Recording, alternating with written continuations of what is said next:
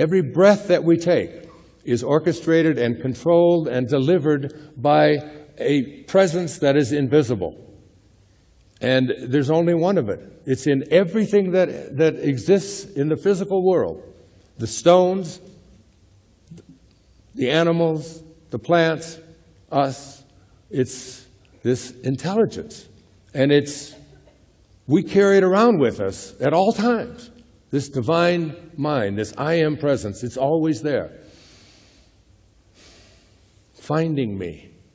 How do you find me? And union. The whole purpose, what I want to talk about, the rest of my life, or at least the next few years of it, if I'm granted them, because, again, that's not up to me either. When you get called, you get called. You know, he often says in there that, you know, you showed up here in the 20th century. Why didn't you show up 100 years from now? Why did you show up in this country and not in another country? Something is taking care of all of that for you. You don't have the power to be able to do these things. And we carry around this divine intelligence that's capable of doing anything, that is omniscient and omnipotent and all-knowing. It's everywhere at once. We have that within us. We carry it around wherever we go. It's this incredible intelligence. And we all carry it around, and yet we act like we are weak. And we have a subconscious mind that has been programmed to believe that we're ordinary. And we can't create miracles, and we can't accomplish fantastic things.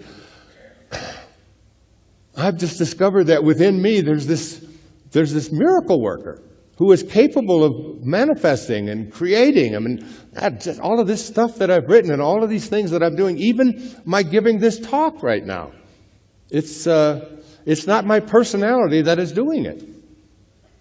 Every desire that you have is placed there by something that you have no control over. Every desire, every thought. In the Tao, it says, Lao Tzu says, 2,500 years ago, you're not doing anything, you're just being done. You're just being done. If you don't believe that, just look in the mirror. Many of you know I've just published a new book, which is somewhat of a memoir, but I didn't write it with that intent, or an autobiography.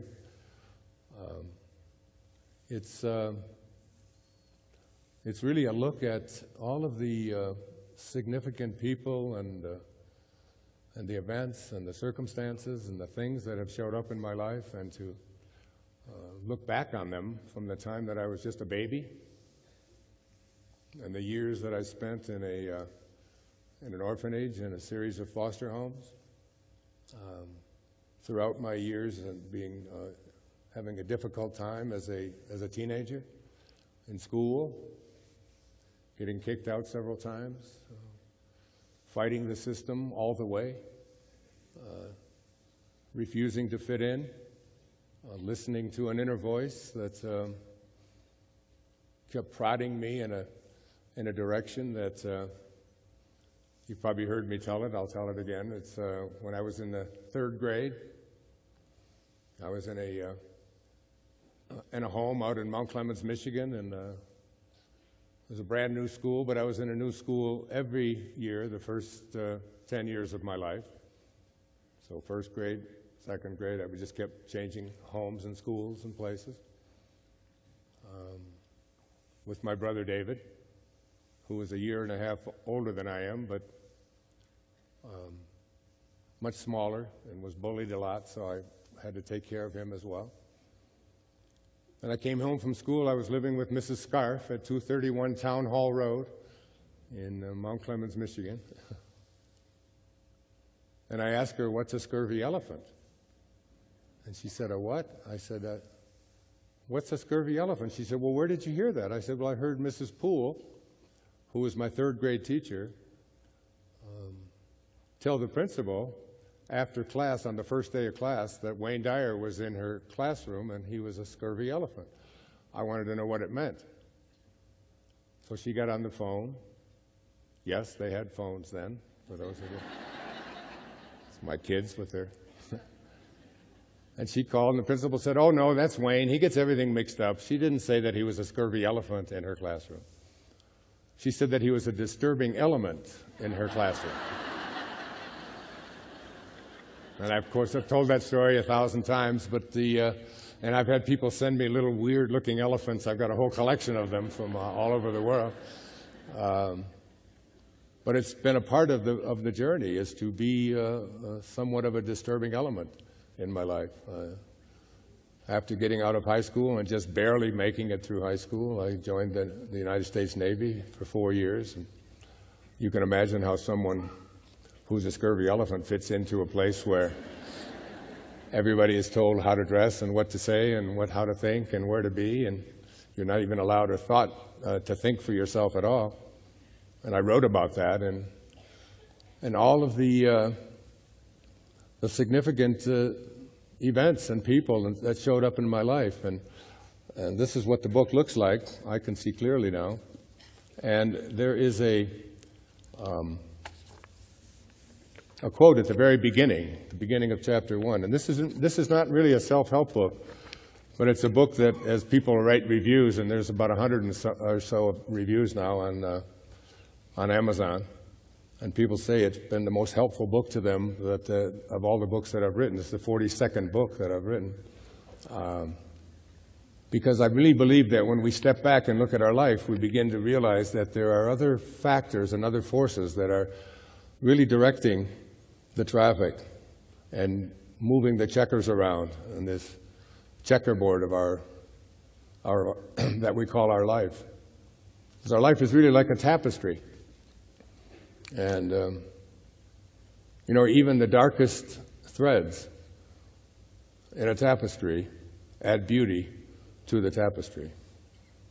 And I didn't leave out the dark threads, the struggles, the difficulties, the things that came along that when they happened, I was so devastated. At one time, essentially clinically depressed, if you will, unable to even hardly get out of bed. When my family... when I broke up, my wife and I separated 13 years ago. But out of that separation, we grew closer and closer. And I was able to write perhaps the most impactful book of all the books I'd written, the one that seemed to have made the biggest difference in people's lives. And I couldn't have written it without the compassion that I began to feel because of the pain that I was experiencing in my life over this thing that happened at the age of 60. I thought when you hit 60, you were out of junior high school and breaking up. But I wrote my way out of it and was able to help a lot of people with a book called The Power of Intention, which became a huge public television special. And that was another one of those significant events in my life. The woman that came to me and asked me to do a public television special, Nikki Vitale, that was in 1998. Public television is something that I really believe in very strongly because it's an energy that comes into our home that doesn't have the violence and doesn't have all this smarty pants talk between children and their parents and making funny jokes about how inept the parents are and so on. And I'm proud to say, as I sit here speaking to you today, that we've raised, with the 10 public television specials that I've done, $250 million for public television. Yeah.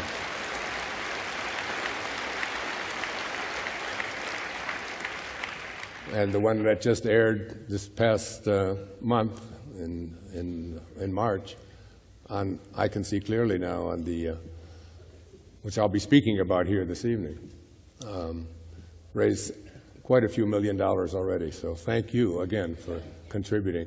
Because when I was approached by public television to do it, they said that they would let me do one, but I would have to raise the money myself, and I would have to take care of the expenses and pay everything myself, and they would give it a trial. And it was one of the best investments I ever made. It was a turning point in my life. So here's what Rashad Field, in a wonderful book called To Know We Are Loved, wrote. And I was reading this. Get some water. I was reading this book, which is one of a trilogy of books, To Know We Are Loved. And it's about a man who is dying. And he only has a short time left, but he is being approached by a Sufi student. And he talks about the most important thing that we have going for ourselves in our life is the awareness that deep within us we know that we are loved. It's what we all want to know. It's basically behind virtually every communication and every relationship that we have. I just want to know that I'm loved. When I was 10 years old, I was back from living in these series of foster homes, and my mother, who was abandoned by my father when I was just born, I was the youngest of three, and myself and my next oldest brother were placed in these homes, and my oldest brother went with my grandmother. And my mother spent the next decade seeing what she could do to get her family back together. This was in a time when there was a Great Depression going on in the world, and World War II was just underway. And it was one of the more trying times in her life. And I remember my very first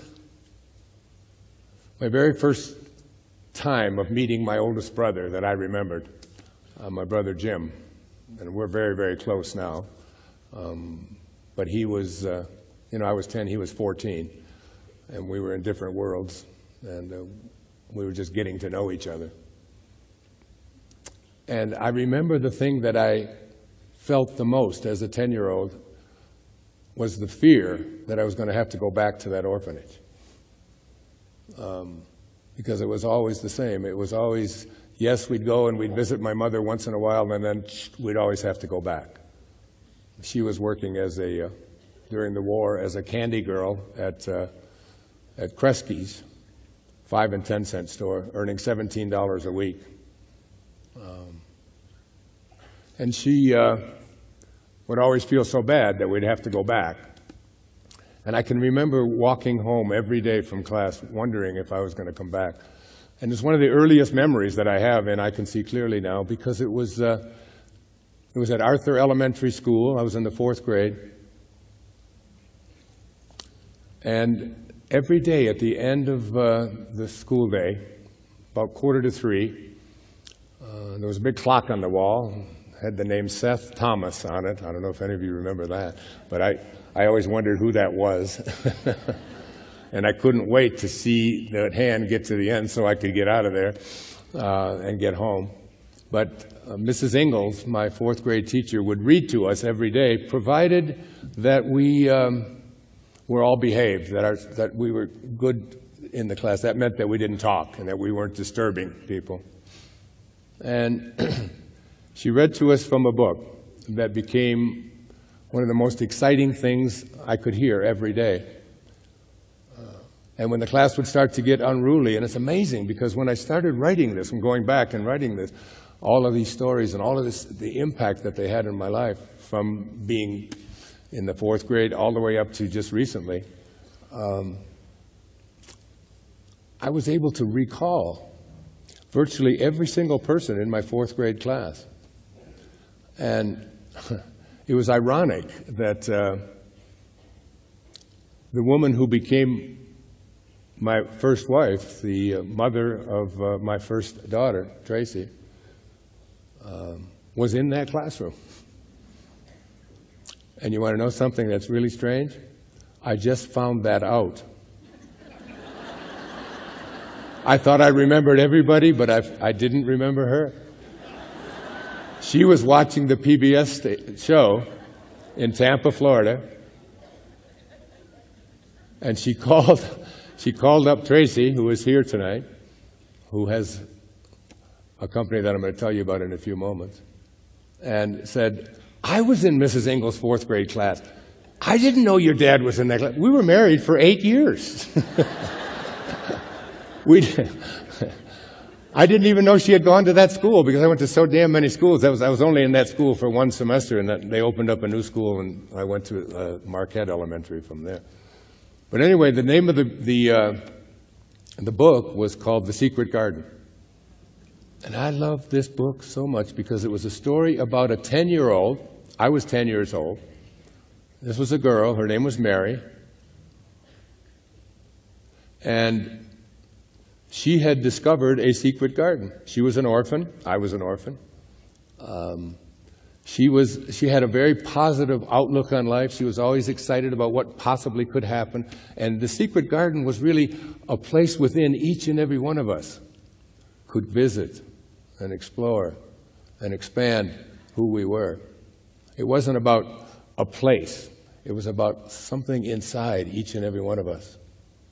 And I can remember I would walk home from that classroom, up Peerless Street and over to 7 Mile Road where I lived. And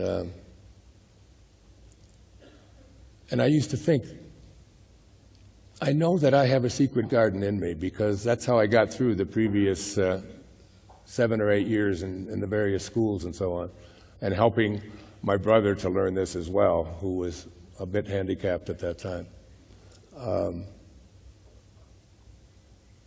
And it's very fascinating because it was just shortly after that that I was, my mother had remarried, and I had a stepfather for just a few years, but he was really worse than my father, an alcoholic.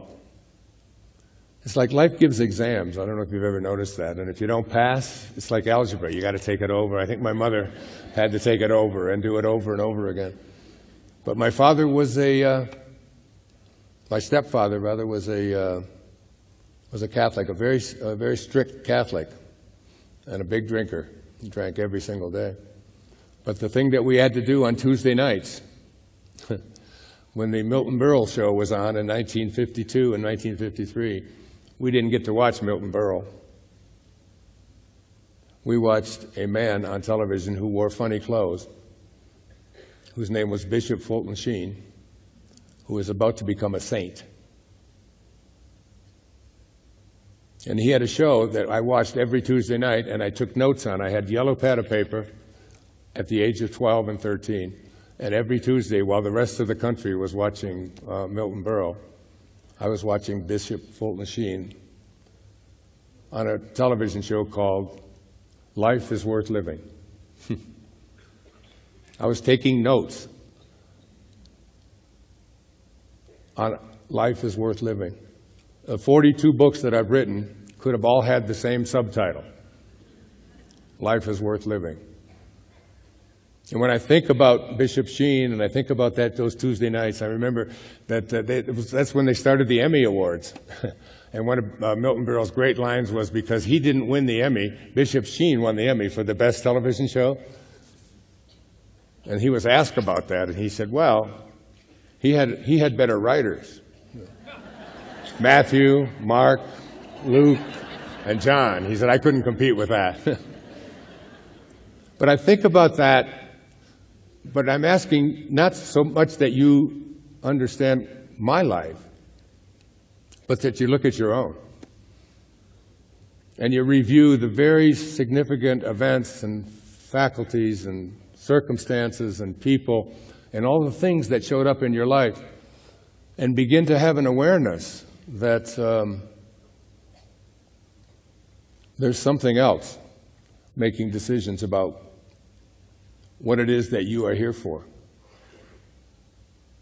It's almost as if you have to look at every single thing that ever happened to your life and recognize that it was all, there's some kind of divine guidance, always working, even in the toughest of times.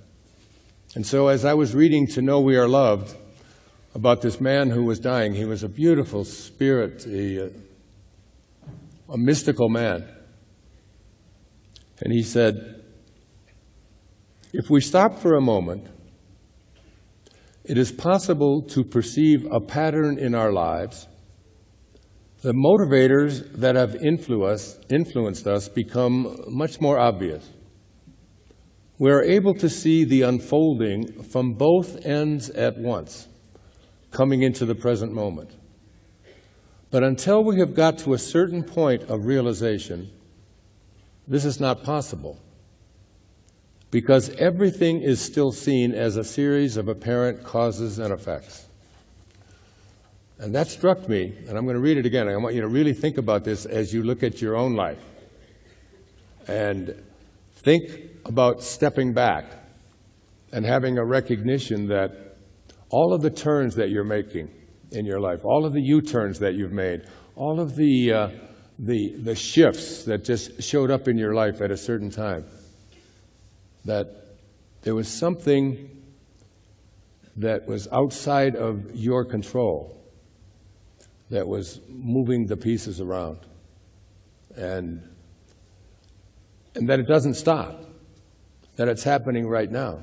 Because just 4 weeks ago, something came into my life that has turned me in another direction in my life. And I've been obsessed by it.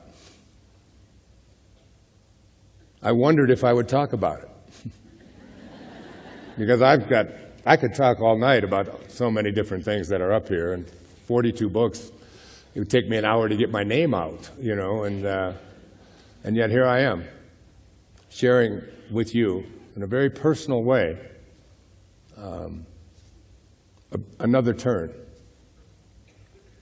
that is overwhelming me with excitement about where I'm headed in the next phase or the next segment of this thing called my life.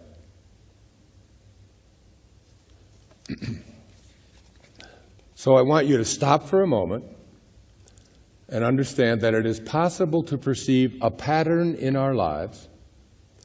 The motivators that have influenced us will become much more obvious. We are able to see life unfolding, and this is underlined because it was emphasized in the book, from both ends at once, coming into the present moment. That means from the past, what we think of as the past, and also from the future, that we are pulling things out of the future. My example of this is always, you know, I have 8 children, 6 daughters, 2 sons, and whenever they're born, I mean, it's just the most miraculous event. I was there for the birth of 4 of those children. Cut the cord, all of those things. I wasn't allowed to do that before. In fact, we weren't even allowed on the same floor in those years. We had to sit and wait by the telephone, you know, and wait to find out what we had. But it's there's an awareness that you look at this little child and that everything that it's ever going to need for its physical development is already there. And their wisdom teeth are there the day that they're born. We're not going to pull them out of the past. They're here. We're going to pull those out of the future. And that's like 20 years from now, and here we are, we're going to pull them out. Well, it's not just true from our physical things, it's true for everything, as I'll try to make clear as this evening unfolds. We're able to see life unfolding from both ends at once, coming into the present moment. But until we have got to a certain point of realization, this is not possible because everything is seen as a series of apparent causes and effects. We have this tendency to believe that if you do this, then this is the cause of this, and then this is the cause of this, and so on. But I had a wonderful teacher. I was in my earliest training, I was going to become a Jungian analyst based on the teachings of the great Carl Jung, who passed away when I was 12 years old in 1952. And one of the things that Jung said, he said, from the beginning of my life, I had a sense of destiny as though my life was assigned to me by fate and had to be fulfilled. This gave me an inner security, and though I could never prove it to myself, it proved itself to me. I did not have this certainty. It had me. I can really identify with Dr. Jung's comments that I was being interviewed by the New York Times many years ago, and the great Arthur Miller was being interviewed at the same time, the famous playwright who wrote so many great plays, Death of a Salesman, and so many others. And he was asked the question, he was 91 years old, and he was asked the question, are you working on another play? And he responded something I'd never forgot because I wrote it down, took notes on it. He said, I don't know, but I probably am. Now, on June the 26th in 2012, I told my entire family and my publisher that I was not going to write any more books. It was just too much pressure. That I had done enough, and that I was going to go on and do some other things. But this idea of having to face 500 empty sheets of paper and fill them from something in here, and everything that has got my name on it any place was written by me, by hand. And it's just such a draining experience. It's exciting, but it's just draining. It just takes so much out of, especially the way I write, because when I write, I'm just obsessed. It's morning, noon, night, go to sleep thinking about it, wake up.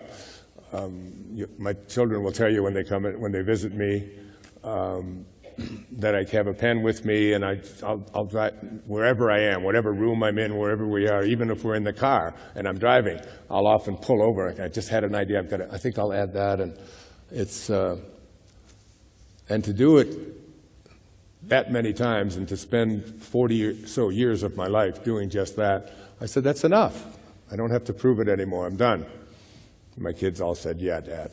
And I said, well, I'll show you. That was the 26th of June. I said, and I felt so free. It's like I didn't have to have any more deadlines. I didn't have to think about what I was going to do that day. I could do other things. And on June the 27th, I'm not kidding, on June the 27th, I woke up and I started thinking about what took place when I was just a little boy, and when I was a teenager, and when I finally got out of the Navy, and when I went to college, and when I was a school teacher, and when I was a professor at a university, and when I left the professorship and went on to do the kind of work that I'm doing and to write, when I wrote Erroneous Zones after my textbooks, and all of it. And I wrote. And I would write an event about something that was so significant, and then I would look back and I'd write a section called I Can See Clearly Now. But I didn't really know what the title of this was going to be. I just decided that, and I talked to my publisher about it, and he said, what, didn't we talk yesterday about your not? I said, I know, but I said, this has just got a hold of me. And I took every book that I had written and I lined them up in front on a table. And I would start reviewing what happened in my life when I was writing them and so on, and what kind of events and what kinds of things were taking place. And I wrote morning, noon, and night. My children came to visit me in the summer in Maui. All of them came there. And there was no room in the place that I lived, so I had to go out and actually rent a place to write so that my kids could stay in the house, and I went someplace else so that I could write.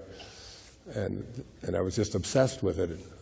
90-some days of continuous writing, morning, noon, and night, and completed it all by hand, and it was all done. It's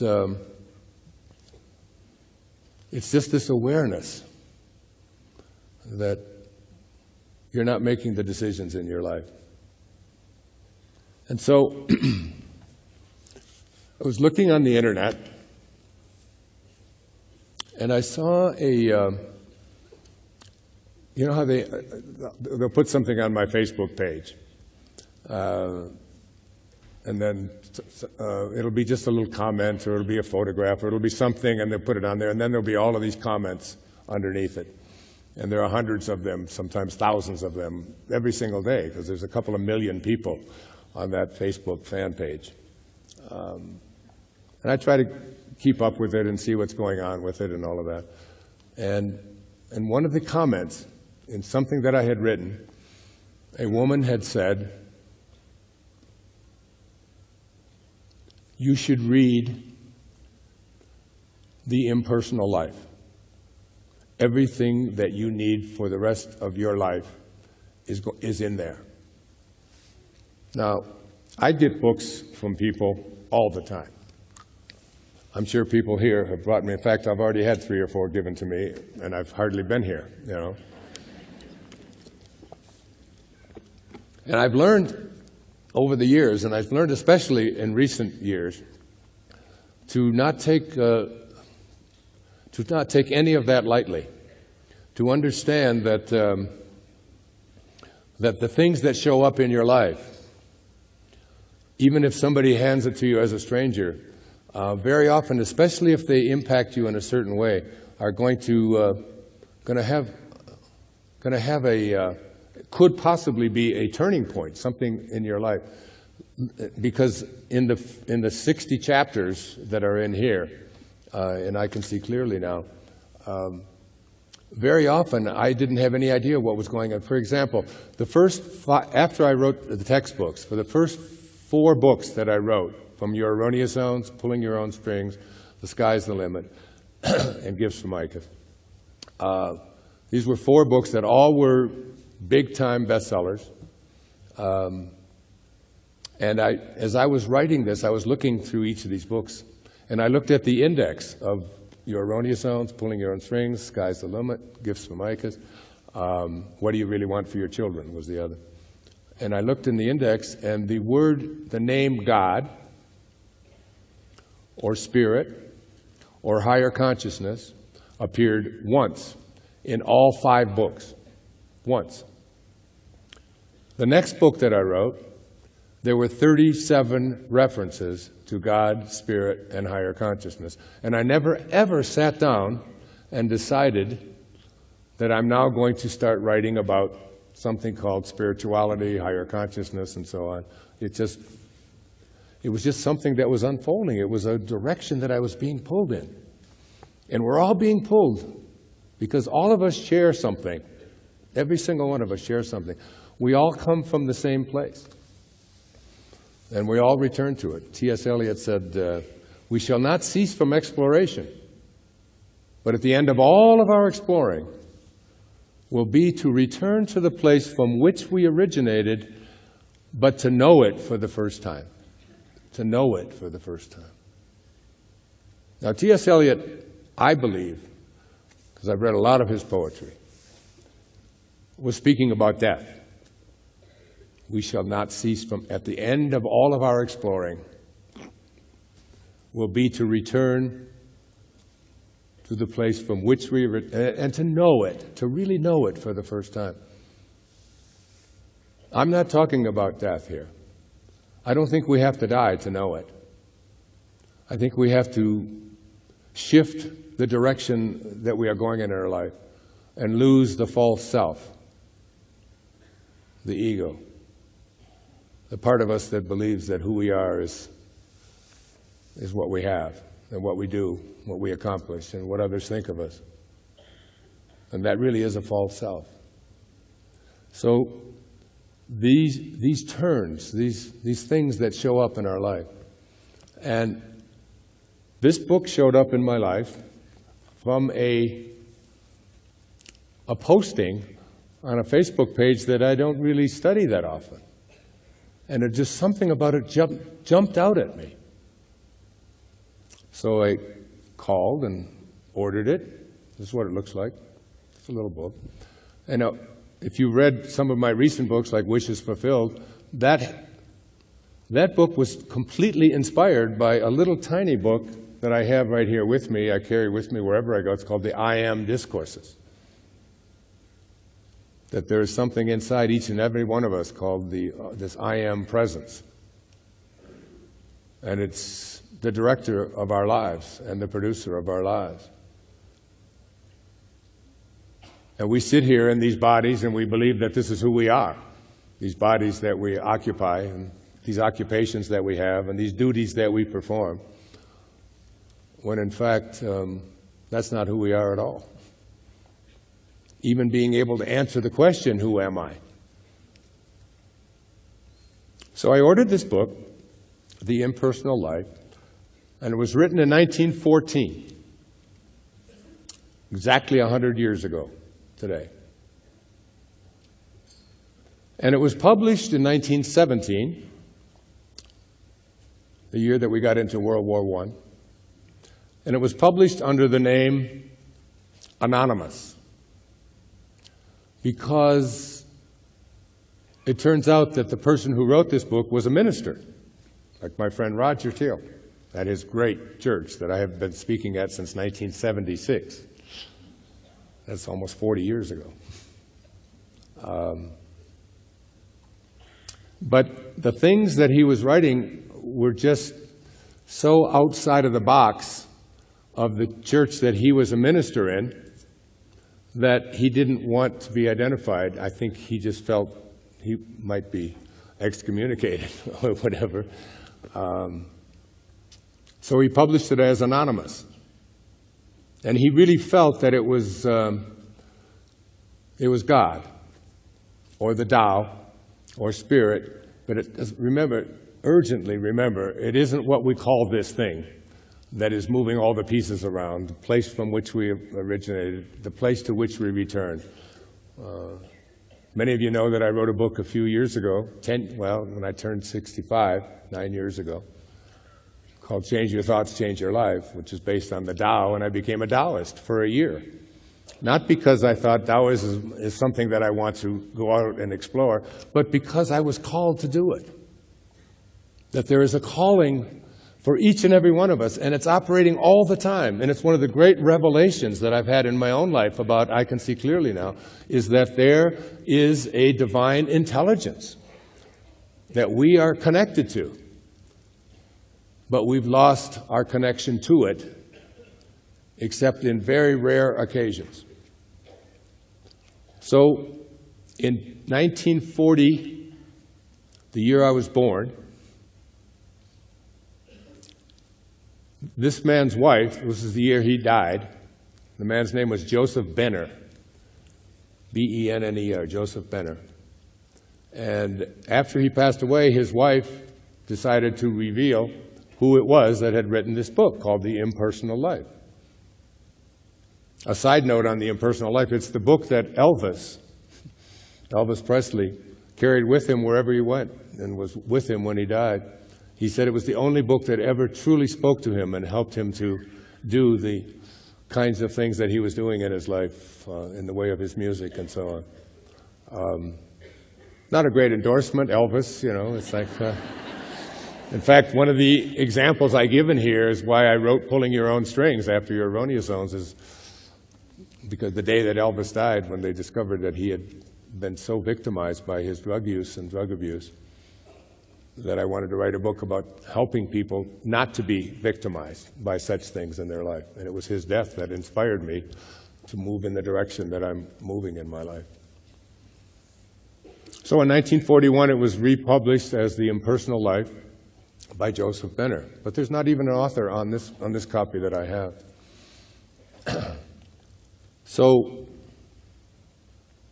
one of the things that I discovered as I started to read this, it was just one of those books that just spoke to me. It was and I talked to my children and talked to people that are close to me in my life, and one of them is my wife, with whom I've been separated since the year 2001.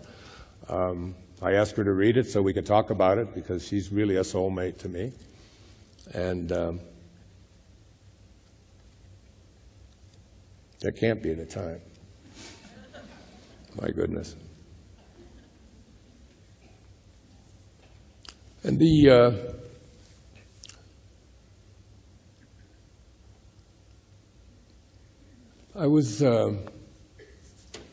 was one morning, not too long ago, maybe 2 weeks ago, and after my first reading of this book, there's 18 chapters in here, just like in the Bhagavad Gita, and very similar to the Bhagavad Gita. And as I would read each chapter each day, I would think about it, and I would write notes on it, and I would just wonder, because basically the essence of this is called the impersonal life, that there is a part of us that is connected to our source of being. And call it what you want. The opening line of the Tao says, the Tao that can be named is not the Tao. So you can call it God, you can call it spirit, you can call it consciousness, you can call it divine mind, you can call it I am presence, which is what he calls it. So I'm just going to call it God. It works for me. And I got the mic. So I can call it anything I want to call it, right? So the last chapter in here is called Union. And the 17th chapter in here is called Finding Me. And me, the word me, is not some external God speaking and writing this book, but me is the impersonal, that is not just for Wayne, or not just for Sally, or not just for Mike, but the impersonal consciousness that is located in each and every one of us. That from which we originated, that to which we return, and it's that thing that animates all of life. So if you were to close your eyes and say, what is my life? What is life? Whatever it is that animates you and allows you to breathe, to take a breath, you can't do that. Your personality can't do the things that this I am presence is always doing, always operating. You can't make your lungs aspirate and take in air and let it out. Your personality can't take the food that you put into your mouth and digest it. It can't do that. It doesn't know how to. I always remember the movie with George Burns, Oh God, remember? And he said, now make a fish from scratch, then you got something, you know. The I am presence can do that. It does everything. It animates all of life. And our personalities can't do any of that.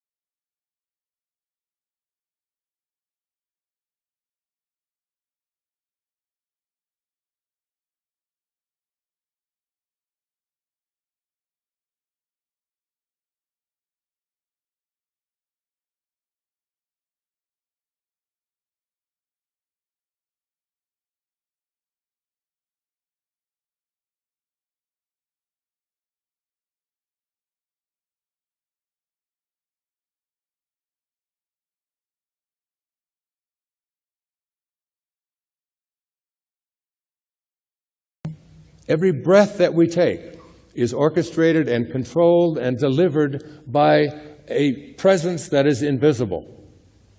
And there's only one of it. It's in everything that exists in the physical world. The stones, the animals, the plants, us. It's this intelligence. And we carry it around with us at all times. This divine mind, this I am presence, it's always there. Finding me. How do you find me? And union. The whole purpose, what I want to talk about, the rest of my life, or at least the next few years of it, if I'm granted them, because again, that's not up to me either. When you get called, you get called. You know, he often says in there that, you know, you showed up here in the 20th century. Why didn't you show up 100 years from now? Why did you show up in this country and not in another country? Something is taking care of all of that for you. You don't have the power to be able to do these things. And we carry around this divine intelligence that's capable of doing anything, that is omniscient and omnipotent and all-knowing. It's everywhere at once. We have that within us. We carry it around wherever we go. It's this incredible intelligence. And we all carry it around, and yet we act like we are weak. And we have a subconscious mind that has been programmed to believe that we're ordinary. And we can't create miracles, and we can't accomplish fantastic things. I've just discovered that within me there's this miracle worker who is capable of manifesting and creating. I mean, all of this stuff that I've written and all of these things that I'm doing, even my giving this talk right now, it's not my personality that is doing it. Every desire that you have is placed there by something that you have no control over. Every desire, every thought. In the Tao, it says, Lao Tzu says, 2,500 years ago, you're not doing anything, you're just being done. You're just being done. If you don't believe that, just look in the mirror. I've got pictures of myself on the wall when I was 21 years old, and I can't find one cell of that body that was here 50 years ago. And yet, when I was in it, I believed that's who I was. I was certain this is who I am. Just like right now, I'm certain this is who I am. And a year from now, you'll see things are different. Things are changing. Who's growing these hairs in my nose and making them fall off my head? What is that about? Now when I shave, and then I have to shave over here on my ear and make sure that I don't... You know. I didn't decide any of that. So this idea that we carry around a genius within us that is capable of reconnecting itself to our source of being. And I was contemplating the idea of how do I really connect to it?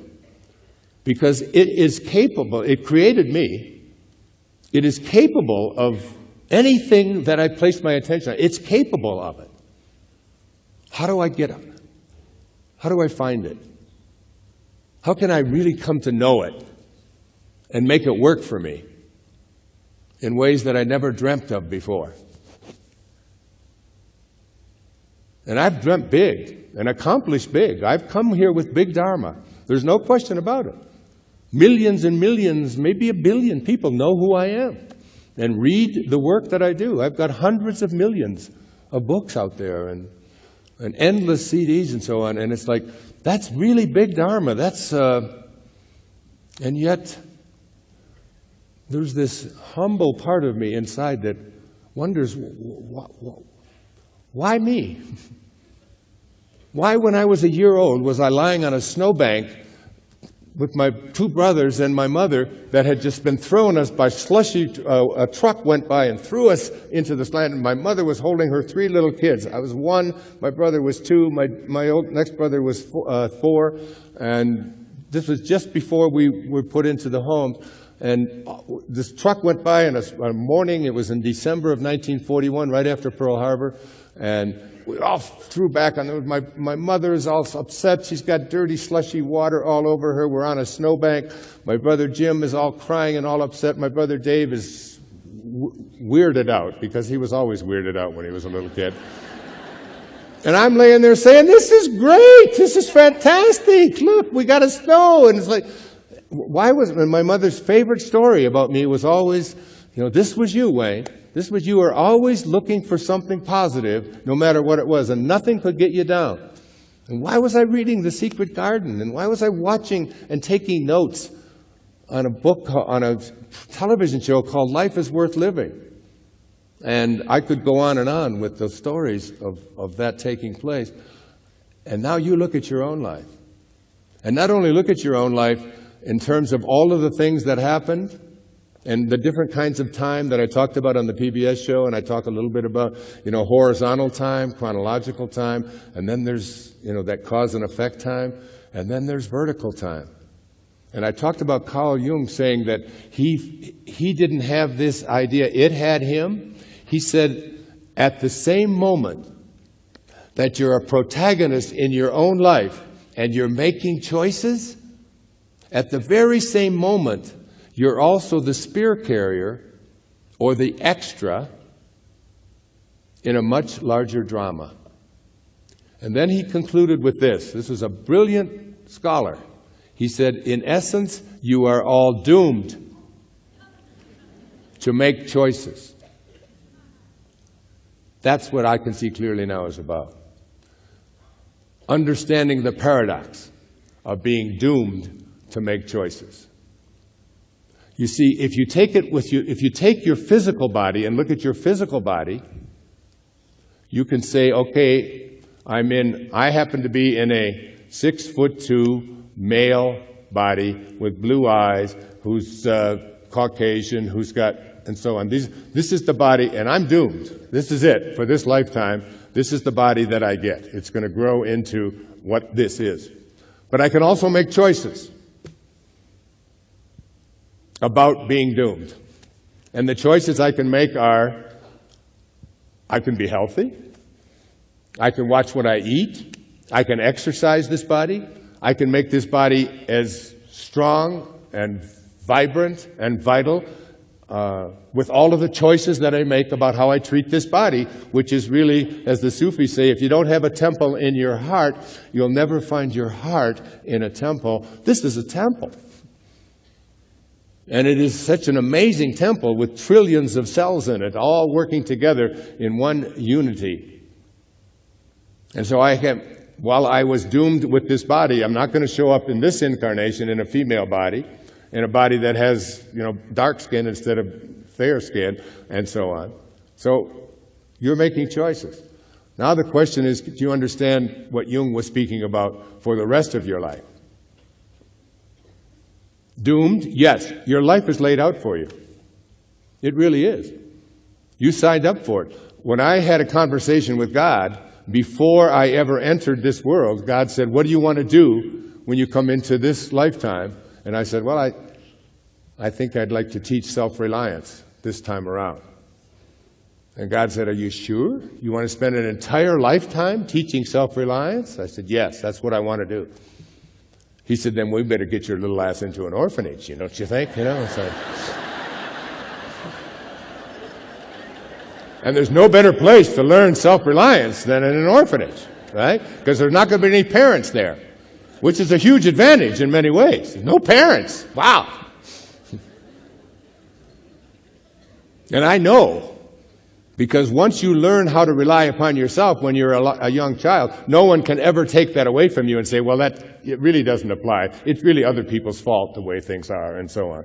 You can never buy into that. And that's true for our whole lives, including the dark threads, including the struggles and the things that come along. As Elizabeth Kubler-Ross once said, who was a dear friend of mine before she passed on, she said, if you shield the mountain from the windstorms, you'll never see the beauty of the carvings. If you try to take the storms of your life out, they are adding beauty to the tapestry that is your life as well. The thing to do is to learn how to be in a state of appreciation and gratitude for the things that show up in your life as they show up, instead of waiting and creating something called enlightenment through suffering, where you go through a long period of time, and then you look back and say, now I know. That's what I did with I Can See Clearly. I look back And I could see this is exactly what I had to do, and there were certain things I had to do, which I'll be talking about. So I'm reading this book, and I'm up to like chapter 16 or 17, I don't know exactly. I just finished another complete reading of this today. And I'm thinking, you know, I meditate, and I get quiet, and I watch what I eat, and I exercise as much as I possibly can, and I try to be as loving as I possibly can. I try to live from a place of divine love, which is why I have it on my shirt wherever I go. What's the answer, Wayne? Love, period. That's it. That's what I did my PBS show in. But it's still, I know I carry around, I know that this ego of mine, this part of me that has believed that who I am is what I have and do and accomplish and what others think of me and all of that, is not really my essence. But how do you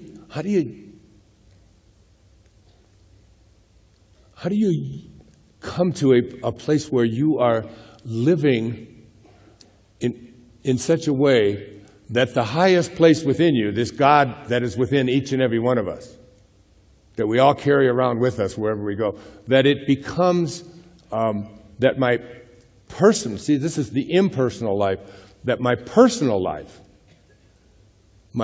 which means my personality and all of its components, like my mind, my body, and everything that I do, that it becomes in harmony with this essence from which I originated and living from that place. And it's a week ago Thursday, or so, maybe 2 weeks ago now, and I go to the bank usually on Thursday, and cash checks and just do all the things that you do at a bank. And there's a woman at the bank. Her name is Cheyenne, and she has twin boys, 3 years old, and another child, 4 years old. And a husband who has diabetes, because he's overweight, but he's incapacitated, he can't work. So she's a bank teller, and she basically provides for her husband and her 3 children. Her husband's this big man who's just let his life get out of control. And whenever I leave there with some, because my kids come to visit me, so you always need cash. Lots of it. I have 8 kids, you know, and they like cash. They have an addiction to cash. So it was. Now I know that Cheyenne goes to lunch at 20 minutes to 11. Early lunch, but she goes 20 to 11 till 11:45 every day. And when she hands me back the cash that I take, you know, in an envelope, I always take one $100 bill and I put it underneath her little computer thing there. And I've been doing this for the last couple of years, just so that she'll have an extra $100 every week for helping her out. And then I stop at the dry cleaners on the way home, and there's a little lady in there. She's about 4'10", real hefty lady, but she works in a dry cleaning place where, you know what a dry cleaning plant looks like? I mean, hot and steamy, and she's not a very attractive, physically attractive looking woman, and and whenever I go in there, I always slip her $100, just because I just think what it would be like to have to stay in that hot, steamy room in Maui, handing people their clothes and ironing things and so on. And she doesn't have a family. She doesn't have anybody that really loves her except me. So I try to do something for her. And those are 2 of the things, and there's others. But so this is Thursday morning, and I know I have to go to the bank, and I just can't stop thinking about Cheyenne and Elsie, this lady at the dry cleaners. And I think, well, I'll just go to the bank later because I had all of these things to do that day. And something inside of me, now this is what I want you to understand. It's like Napoleon Hill, when he wrote Think and Grow Rich, said that the thing that separates out highly functioning, self-actualizing people that Maslow spoke about, my teacher, Maslow, he said, is that they have within them something called a burning desire. And a burning desire isn't just a desire. And all desires, as I said earlier, are placed in there by this I am presence within us. Every desire that you have doesn't come from your personality. It is placed there. Ask yourself, close your eyes, ask yourself, what is it that puts a desire inside of me? And know that it is that which animates all of life. It can't be stopped. It can't be changed.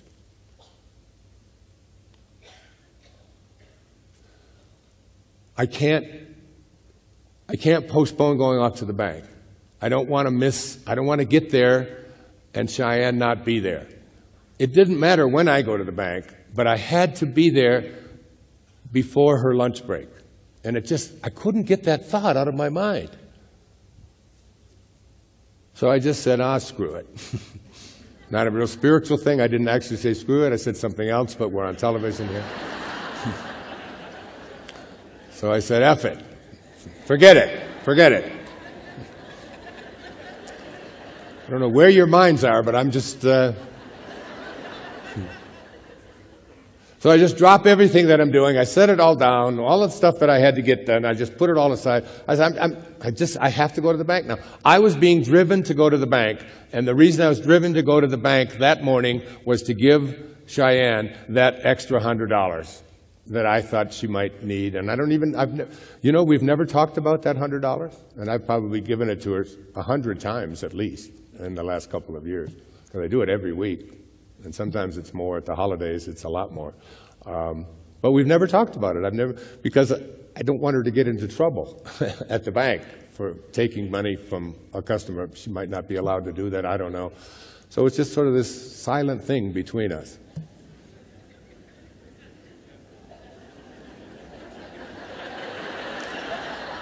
So I go to the bank. I do exactly what I told you. I put the $100 down. She puts it in. She brings it up in her hand, puts it in. I go to the cleaners. I see Elsie, all sweating, and she comes over. Oh, it's so good to see you. And she one time asked me if I was God. And I said yes, and so are you. You just don't know it, and I do.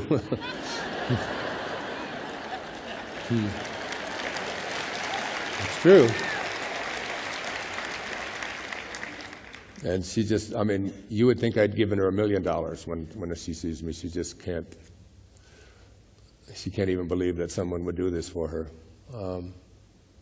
And I get back, and I actually stopped another place and did something else for somebody that I often do as well at this Starbucks place.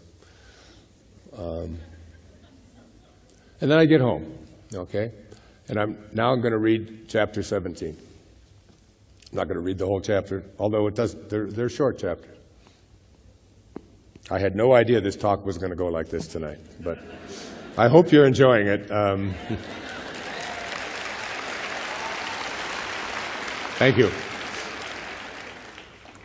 So it's in the chapter called Finding Me. And yes, it is chapter 17. It's the second to the last chapter. The last chapter is called Union. That is, once you find me, how do you stay connected to me? And the me, the person that is writing this from the first person, is you as God, the highest part of you, that is putting desires in there, that is controlling all of your thoughts, that is the invisibleness. It's like we can find the command center in our bodies where all the things that we do and all the choices that we make are taking place. We can always find the command center, go into the brain, and we can locate it and find out what is causing me, what's allowing me to move my hand across here, or to wiggle my toes, or to flick my fingers, or whatever. We can find the command center. The scientists are really good at finding the command center. But I'm not talking about the command center here tonight. I'm talking about the commander in the command center. that is saying, I think I'm going to wiggle my finger. I can't do that. My personality can't do that. I can't have that thought myself. I need something bigger than me to place that thought in there. As it says in the Tao, you're not doing anything, you're being done. Also, you're not thinking anything, you're being thought. You are not the one who is responsible for your thinking. Your thinking is placed there for you to elevate your consciousness, even the thoughts and the desires that are going to result in failure. Because the way that we need to accomplish things very often is to fail. Not only as individuals, but as a people. And that's what wars are. And that's what a cancer cell is in our body. It's a cell that has lost its connection to the whole. And it will kill the very host that keeps it alive. It's got dis-ease within it. Like each and every cell in our body is a cell that is impersonal, except for the ones that love themselves so much that they want to gobble up the cell next to them, and that's what we call cancer. Otherwise, the trillions of cells within us are all impersonal. They are all just doing what they do in connection to staying connected to this whole called our body. Try to imagine that you are one cell amongst trillions of cells in a body called humanity or God. That we are attributes of God. That's how it's spoken in here. The best and the surest way you may know me being the God that you carry around with you at all times, the best and the surest way you may know me is when selfless love fills your heart and there is a strong, compelling urge to help someone, to heal their ills, to relieve their suffering, to bring them happiness, to point out the true way. That is the actual feel of me, God, within you, pushing the personality aside, using your mind and your body for the purpose I created them as avenues for the expression of my real nature, which is perfect love, the Christ of God, the one vitalizing, quickening, life-giving, strengthening, healing, all-supplying, all-informing power in the universe. It is in you, and you will recognize it and be able to use it and access it and make it work for you when you experience selfless love or there is a strong, compelling urge to help someone. And that, as I came back from the bank, and I was going to read this chapter before I went on to do what else I was going to do that day, which was some writing. And I thought, oh my God, that's the answer. It's so simple. Whenever you have a compelling desire inside of you to do something for someone else, that's it saying to you, here I am, inside of you. When it opens this book, the 8 most important words in the English language from the Bible: be still. I'd like you to do that right now. Just be very still. Be still and know that I am God. Be still. Try to get very still right now. Close your eyes even. And know, beyond any doubt, that I am God. Now, who is the I am? Who is that? That's the name that God gave to Moses in Exodus. When Moses asks the burning bush that is not being consumed, what is your name?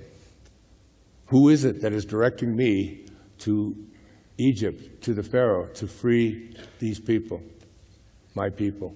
Who is it? What is your name? Who is sending me? My name is I am that I am, and that shall be my name for all future generations. Every time you say the name I am, you are saying the name of God. But you can't do it yourself.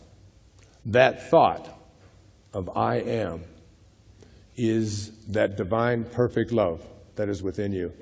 And it starts to knock on your noggin and say, somebody needs to be helped. What can you do? And you have this to push aside your ego. It's overwhelming. You can't stop it. Now, I experienced this several times in my life. One of the times I experienced it was when I was diagnosed with leukemia, which many of you know about. I wrote about it in one of my books, Wishes Fulfilled. And I had a remote healing and then an actual meeting with John of God, this man who has treated over 40 million people without ever charging them, someone that Roger has gone to and is going, again, is that right, Roger? Next month? Many of you may have seen the show I did with Oprah Winfrey on that experience I've had with John of God. I had to submit even my medical records to show that I had leukemia so that we could talk about it, because that was one of the requirements for talking about it with Oprah. And after that show, Oprah flew her own plane down to, well, she didn't fly it, but she went on the plane, down to Abidjan, and had a remarkable experience as a result, a healing experience. When I haven't got time to go into it, but when I had that healing experience with John of God, 3 years ago, what these entities did is they removed the fear that the word leukemia has, the cancer of the blood, and replaced it with love. And I was in San Francisco just a couple of weeks later at the St. Francis Hotel making a film about my father called My Greatest Teacher. One of the chapters, and I can see clearly now, how forgiveness was such a powerful part of my life, and having to forgive this man who abandoned us and spent years in jail, raped my mother on many occasions, including my own conception on the 1st of September, 1939. My mother told me about before she passed away, and how close she came to having an abortion because she already had 2 children and a man who was a drunk, mean, drunk person, but went a different direction. And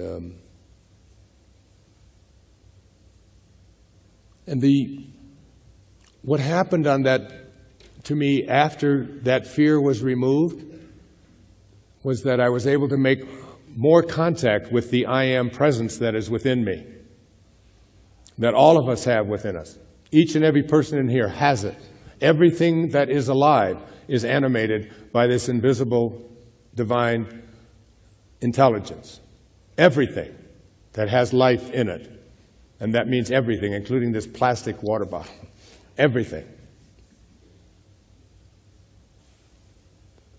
And on my 71st birthday, all I wanted to do that morning was to get up and go out to in Union Square, right outside the St. Francis Hotel. And I went down to the cashier at the hotel, and I had $2,000 check that I wrote, and I got $2,000 in $50 bills. And I walked around Union Square for the entire, it's all I wanted to do. It was one of those compelling things that sent me to the bank that day early so that I could take care of Cheyenne and Elsie. When it didn't make any difference to me when I went, but I had to. It was just like this pull. That's when you make that connection. And I spent the entire day of my 71st birthday just hugging and talking to and communing with and putting money in their pockets of people who lived on the streets in San Francisco. People who smelled terrible.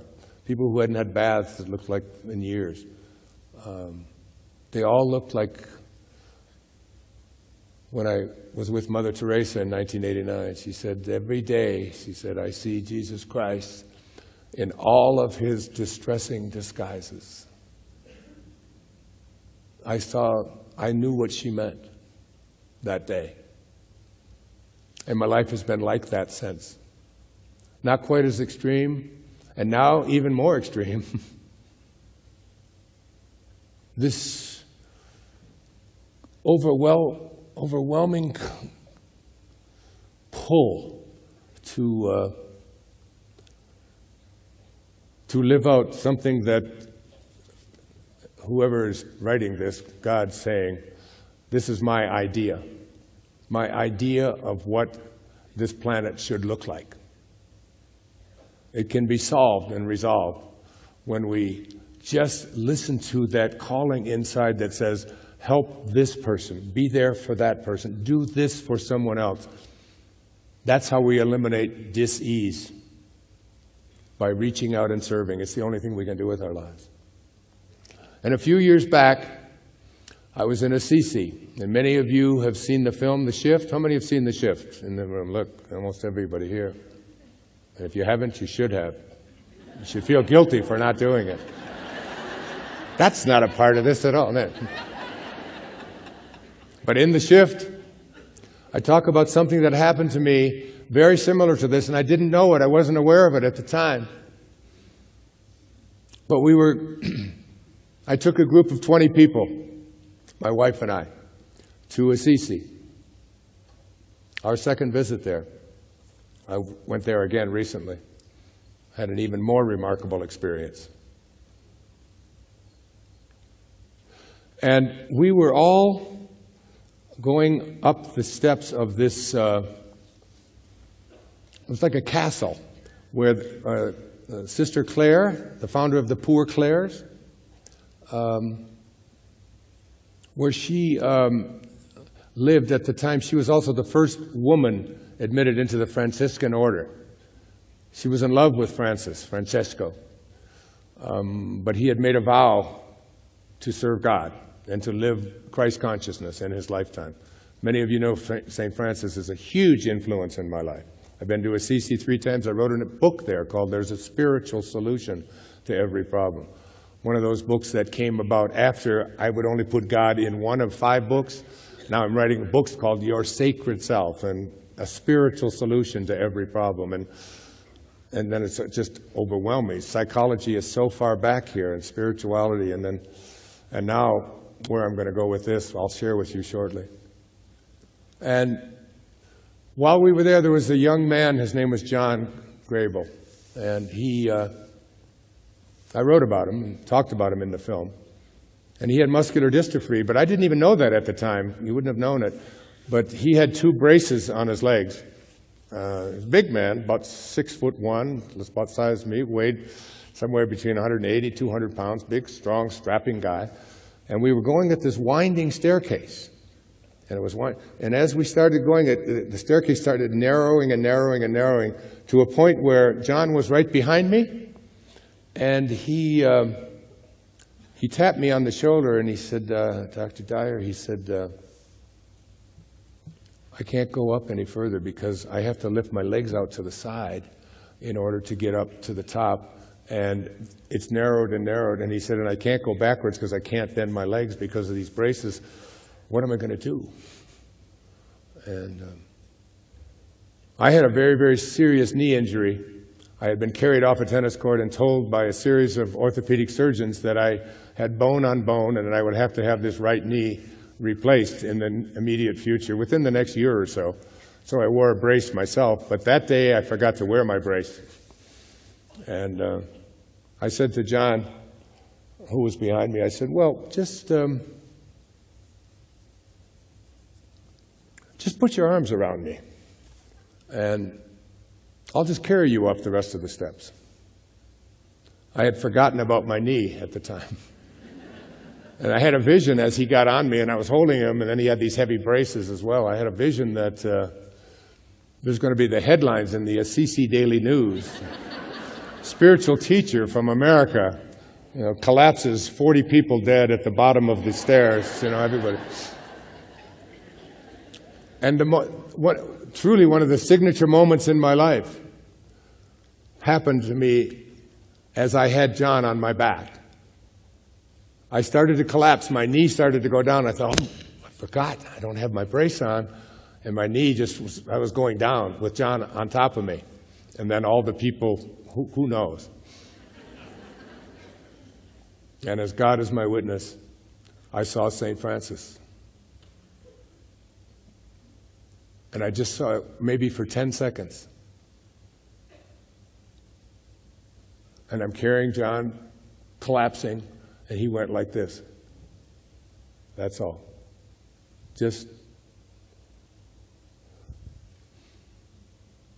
And I stood upright. This is a hard thing for me to talk about. Well, not hard, it's just a very emotional thing to speak about.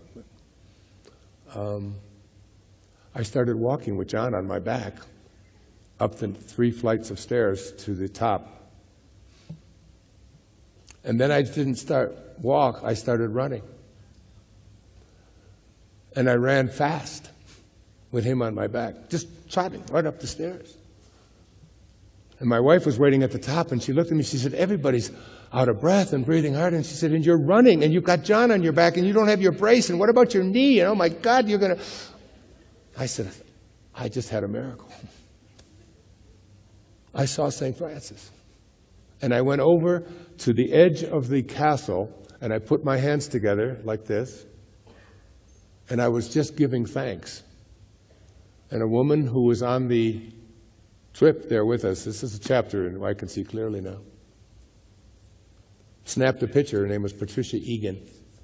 She snapped a picture, and it became the cover of There's a Spiritual Solution to Every Problem. I don't know if anybody has a copy of that here. Maybe I can show it to you.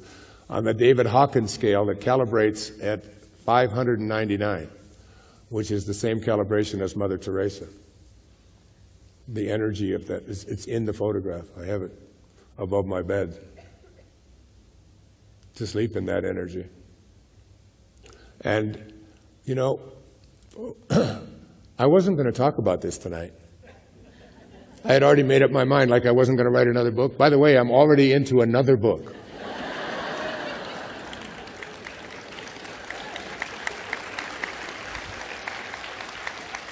And so I decided, I said, should I talk about this, or should I go with the stuff I'm more familiar with, or should I, And I got here, and I got a phone message, I got a text message from John Grable. And he said, I'm having trouble getting tickets and getting in there tonight, because I have to be up front, because he's now in a kind of a roller thing, a little automatic wheelchair kind of thing, because of his muscular dystrophy. He said, I'm going to be there. I haven't seen John in 3 or 4 years now. He said, I'd really like to see you. And I thought, I think you would like to see him.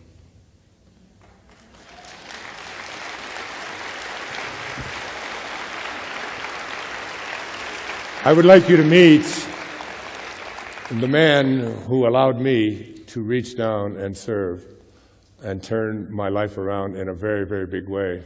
He's going to get married real soon. His fiancée is here with him. His name is John Grable. And I'd like him to come out and just say a few words to you, if you don't mind.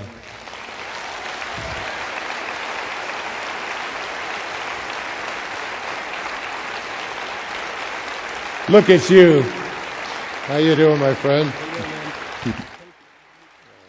Sorry it took me so long to get you out here. And this is Darcy. He's getting married. You guys are getting married, is that right? That's right. So why don't you tell all of these, can you hold this? Yeah, I can hold it. What that experience was like and what it meant to you in just a few moments. Well, it was really profound because I went there for a healing and Wayne took it. So This knee, by the way, is no. I was listening. I don't know about you, but no.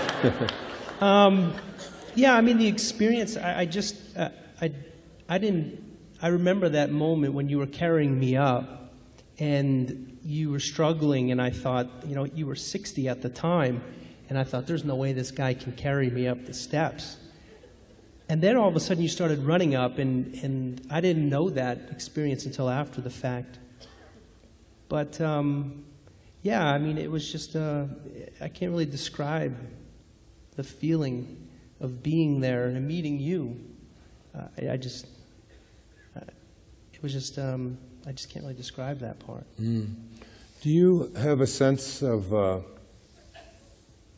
this body of yours that is going through whatever muscular dystrophy is, you know, taking its toll, whatever it is, that's not who you are at all? Have you really come to grips with that? Yeah, you know, when I met you in 1995, that was when I was first diagnosed. I was in this place over the years with this disease as it slowly took away my ability. I was really frustrated and angry.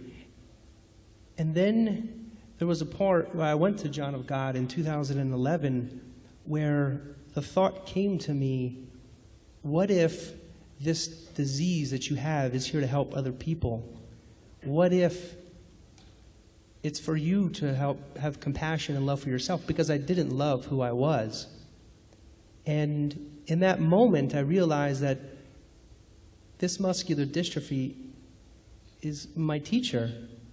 And it brought me Darcy. I mean, that was the same year that I met her in 2011. And I realized that I need to start loving myself first. And my world has changed completely. I mean, I never thought I would get married. I mean, I have no job. I'm not strong. And yet I found someone who, or she found me, who completely loves me for who I am. And I've never had that before. And so it was really profound. So I realized that, yeah, I have muscular dystrophy, but that's not who I am. You know, I'm more than that. And so. Beautiful. Come on over here. Well, stay up here with me for a few more minutes, do you mind? And Darcy. My daughter, Tracy, is here. Where are you, honey? Oh, there she is. Say hello to my daughter. Stand up, baby.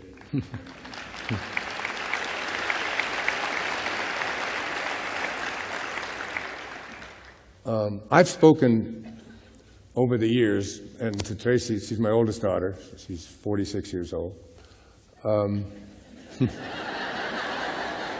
Hey, if I'm going to be 74, you're going to get know how old you are.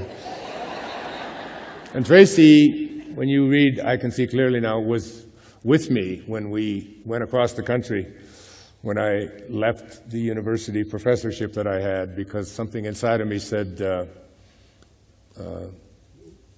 you don't really want tenure. You don't really want to be here doing the same thing for the rest of your life. I was driving down the Long Island Expressway, 1976, and on my way, I'd just written Your Erroneous Zones, and something overwhelming came over me. Another one of those moments, those Maslow called them peak experience. I call them quantum moments. A moment when my life was going to go one direction or another.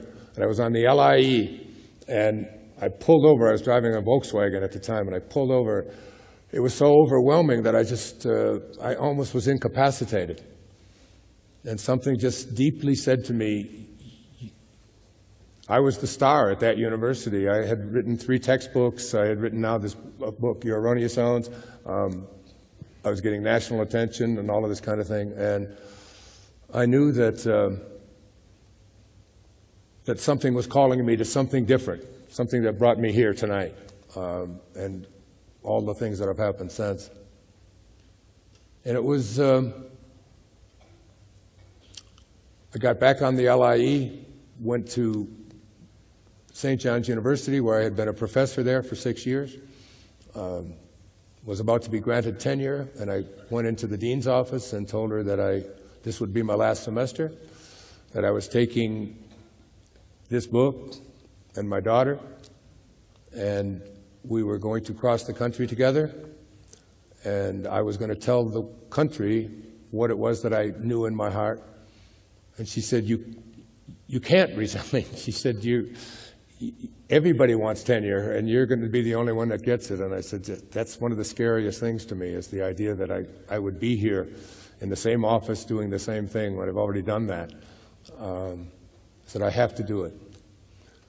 And I left, and the first year that I left that safety, security of a full professorship at a major university, I earned more money in that first year than I had made the previous 35 years of my life.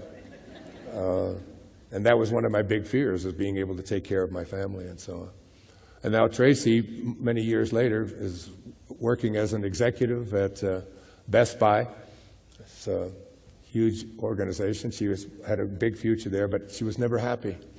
And so we would talk almost every day about, and she's going to be featured next week on the Huffington Post in something called The Moment I Knew for Sure. And on her website, she said the moment that she knew for sure was when I said to her one day, after endlessly talking to her about her fears and going out there and making happen what you know in your heart. She's a designer inside of her, and she has ideas, and she's very conscious, very spiritually conscious person. She believes in making this planet a safer, better place. And her excitement was always about designing and doing these things and creating. You know, she wanted to do handbags and so on. And finally, I just said to her, Tracy, just don't die with your music still in you, honey. Just don't die with your music still. You came here to play music.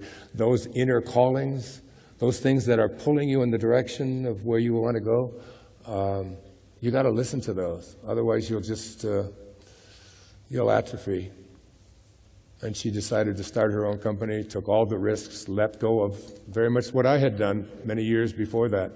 Gave up the security, gave up the benefits, gave it all up to listen to what was in her heart. And she started a company called Urban Junket, and she makes handbags out of recycled water bottles, the interior part of it. Bags that have batteries inside them where women can charge their phones and so on. It's an incredible, she's here, her bags are out there.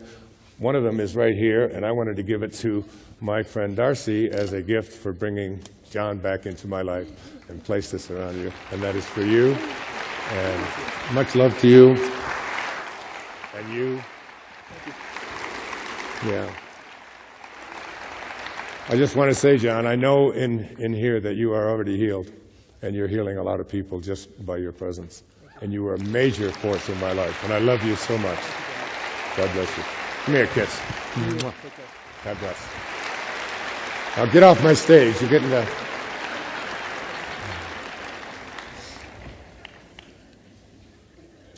Your excitement. The thing that excites you, the thing that makes you know that this is why you're here and what you're all about, that's the reason that it is your excitement, the reason that you feel good inside when you think about what it is that you would really love to do and be, the reason that the word, enthusiasm in Greek breaks down to the God within, entheos, yasm, the God within. When you have excitement towards something, it is your connection to that highest place within you. My excitement, the day that I went to see Cheyenne and Elsie, is my connection to my highest self. And one other time in my life, there have been many, but one other time, someone gave me a piece about a woman who had had a near-death experience. And I started to read this. It was like 25 pages on the internet. And I was so profoundly and deeply touched by what this woman experienced. She had had terminal cancer for 5 years and was in the final hours of her life here on earth.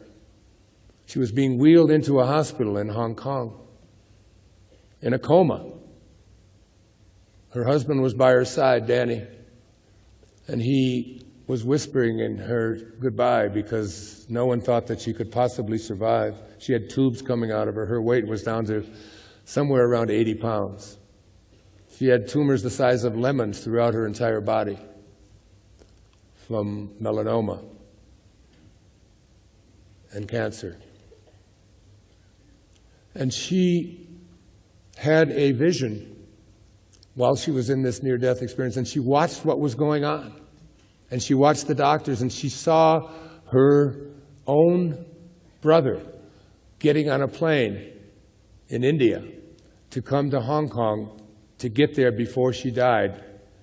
She was watching it all take place and watching the doctors down the corridor discussing the fact that this was hopeless, that there was nothing that could be done. I talked to her today. I told her about the impersonal life. I asked her to download it, which you can do, free. It's in there. Just push some kind of button and it's there for you. And she already read, because you can read this whole thing in a few hours.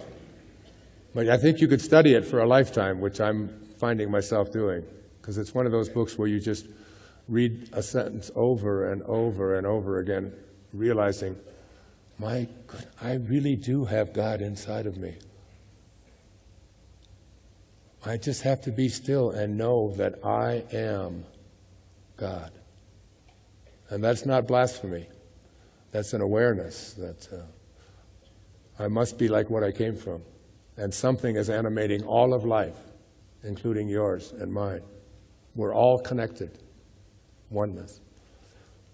And I asked her, I said, if you read it, I'd like you to think about doing an all-day seminar with me on this and what you experienced when you were with God. And she's here, and I'm going to bring her up. And I want her to talk to you for a few minutes. She's going to be talking tomorrow. But I want you to hear a few words from this woman that I put on my public television special and fell in love with, and her husband is here as well, so don't... But I fell in love with not just her, but this what she carries around inside of her. It's so profound. It touched me so deeply. And when I read it, it was another one of those moments that I just read to you. The best and the surest way you may know me meaning God within you, is when selfless love fills your heart and there's a strong, compelling urge to help someone, to heal their ills, to relieve their suffering, to bring them happiness. And I found her because she was anonymous as well. Her name was Anita M. at that time. And she's finally come out and said her real name was Anita Moorjani. She'll be speaking tomorrow, but I wanted you to hear a few words from her because she is another one of those people that has been a turning point in my life. Anita, come on up for a few minutes, will you, sweetheart?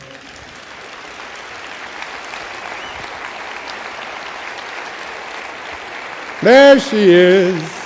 Look at you. So beautiful. Hello, my love. Yeah, I love you too.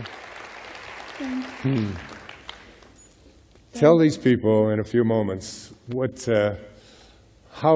you experienced resonates with what I've been talking about for the last couple of hours. Wow. What I experienced was so incredible. And what's really amazing is that Wayne has been talking about it today, and he talks about it a lot. It's about when he says, I am God, I understand completely what he's talking about, because it was the realization that there's no separation between God and me. God isn't a separate entity out there.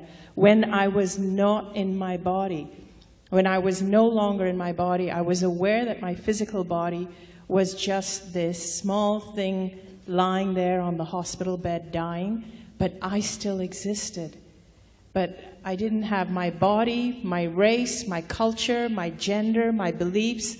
All of that was left behind. All of that was part of physical life. All I was this pure essence. And this pure essence, it felt like all I was just pure love, pure God, pure consciousness. We can call it any of those things. But it was that realization that saved my life, that realization there's no separation. What role did fear play in your developing this cancer? And what role do you think it plays in our world today? It's a huge role. I think all of us are brought up on a huge diet of fear. I feared everything. I feared being myself. I was a people pleaser. I was always putting myself last. Everything I did was out of fear. Even if I ate healthy foods, it was because I feared getting cancer, not because I loved myself or my life or I valued myself and wanted to be healthy. Even the kind of work I chose, everything I did was because I feared the consequences if I didn't do that. So even going and choosing a job that paid enough money to pay the bills, it was because I feared if I didn't do this, I wouldn't have enough money, not because I loved that job. Right. I said on my last PBS special that, why do you drive the speed limit? You know, do you drive the speed limit because you want to keep your neighbors safe and you want to keep yourself and your family safe and this is your expression of love for yourself and your fellow human beings? Why are you laughing? Because we all know that's bullshit, don't we? Yeah. But it shouldn't be. Because, or do you drive the speed limit because you're afraid that if you don't, you'll get a ticket. You'll have to pay the fear. It doesn't sound like much, but multiply it by 1,000 times a day and 1,000 days and a few decades of life, and you've got what is the cause of... Yeah, cancer. I realized I wasn't living my own life. I didn't know whose life I was living because every choice I made, every decision I'd made up to that point was based on fear. And when I got cancer, when I was diagnosed with cancer, it was, even though I didn't walk around saying, oh, I'm going to die, I've got leukemia, I'm afraid of that, it wasn't like that at all. But the word leukemia, when you hang it, there's this subconscious sort of programming that goes into us that is, and it was only through John of God. It was only through that where that fear was just totally removed, and when it was removed, everything in my life changed. And when I talked earlier about excitement, the things that excite you, now, and Anita was saying today, we're going to do a seminar together on putting these two ideas together of the impersonal life, because there really is, and it's like this thing that we carry around with us is, it's not personal. It's impersonal. We have to get rid of our personality and recognize that this consciousness is in every single one of us. Wasn't that one of your discoveries when you were in that state? Absolutely. My biggest discovery was that, in fact, that life doesn't happen to me. In other words, I'm not a victim of life.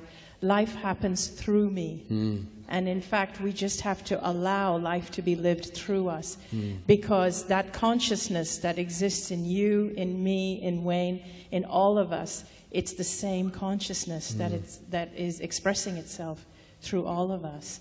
And in fact, the ego I, the person who we think we are, actually gets in the way.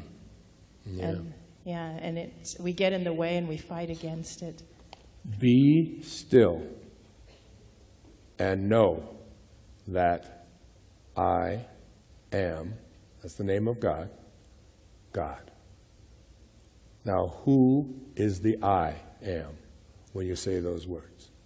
If you get rid of your personality, the person that you are, meaning everything that is associated with you as a physical being, just get rid of that and recognize that that invisibleness within you is capable of taking a person on death's doorstep.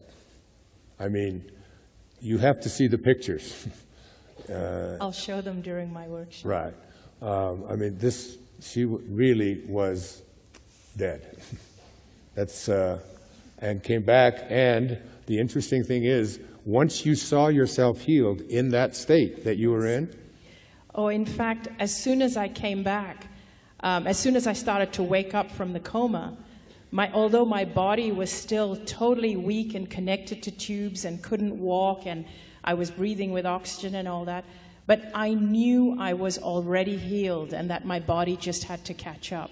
And within 5 weeks, they could find no trace of cancer in my body. This is Anita. Whoop, I don't need that. You can have that. Anita Morjani. She'll be speaking tomorrow at what time? Sunday Sunday, at I'm sorry. 3:30. Right here. Right here On in this this stage. hall. Yeah, come see her. I love her. I love you so much, my dog. Thank you. I love you. Thank you. You're welcome. Okay. Wow. Okay, let's get started with this talk.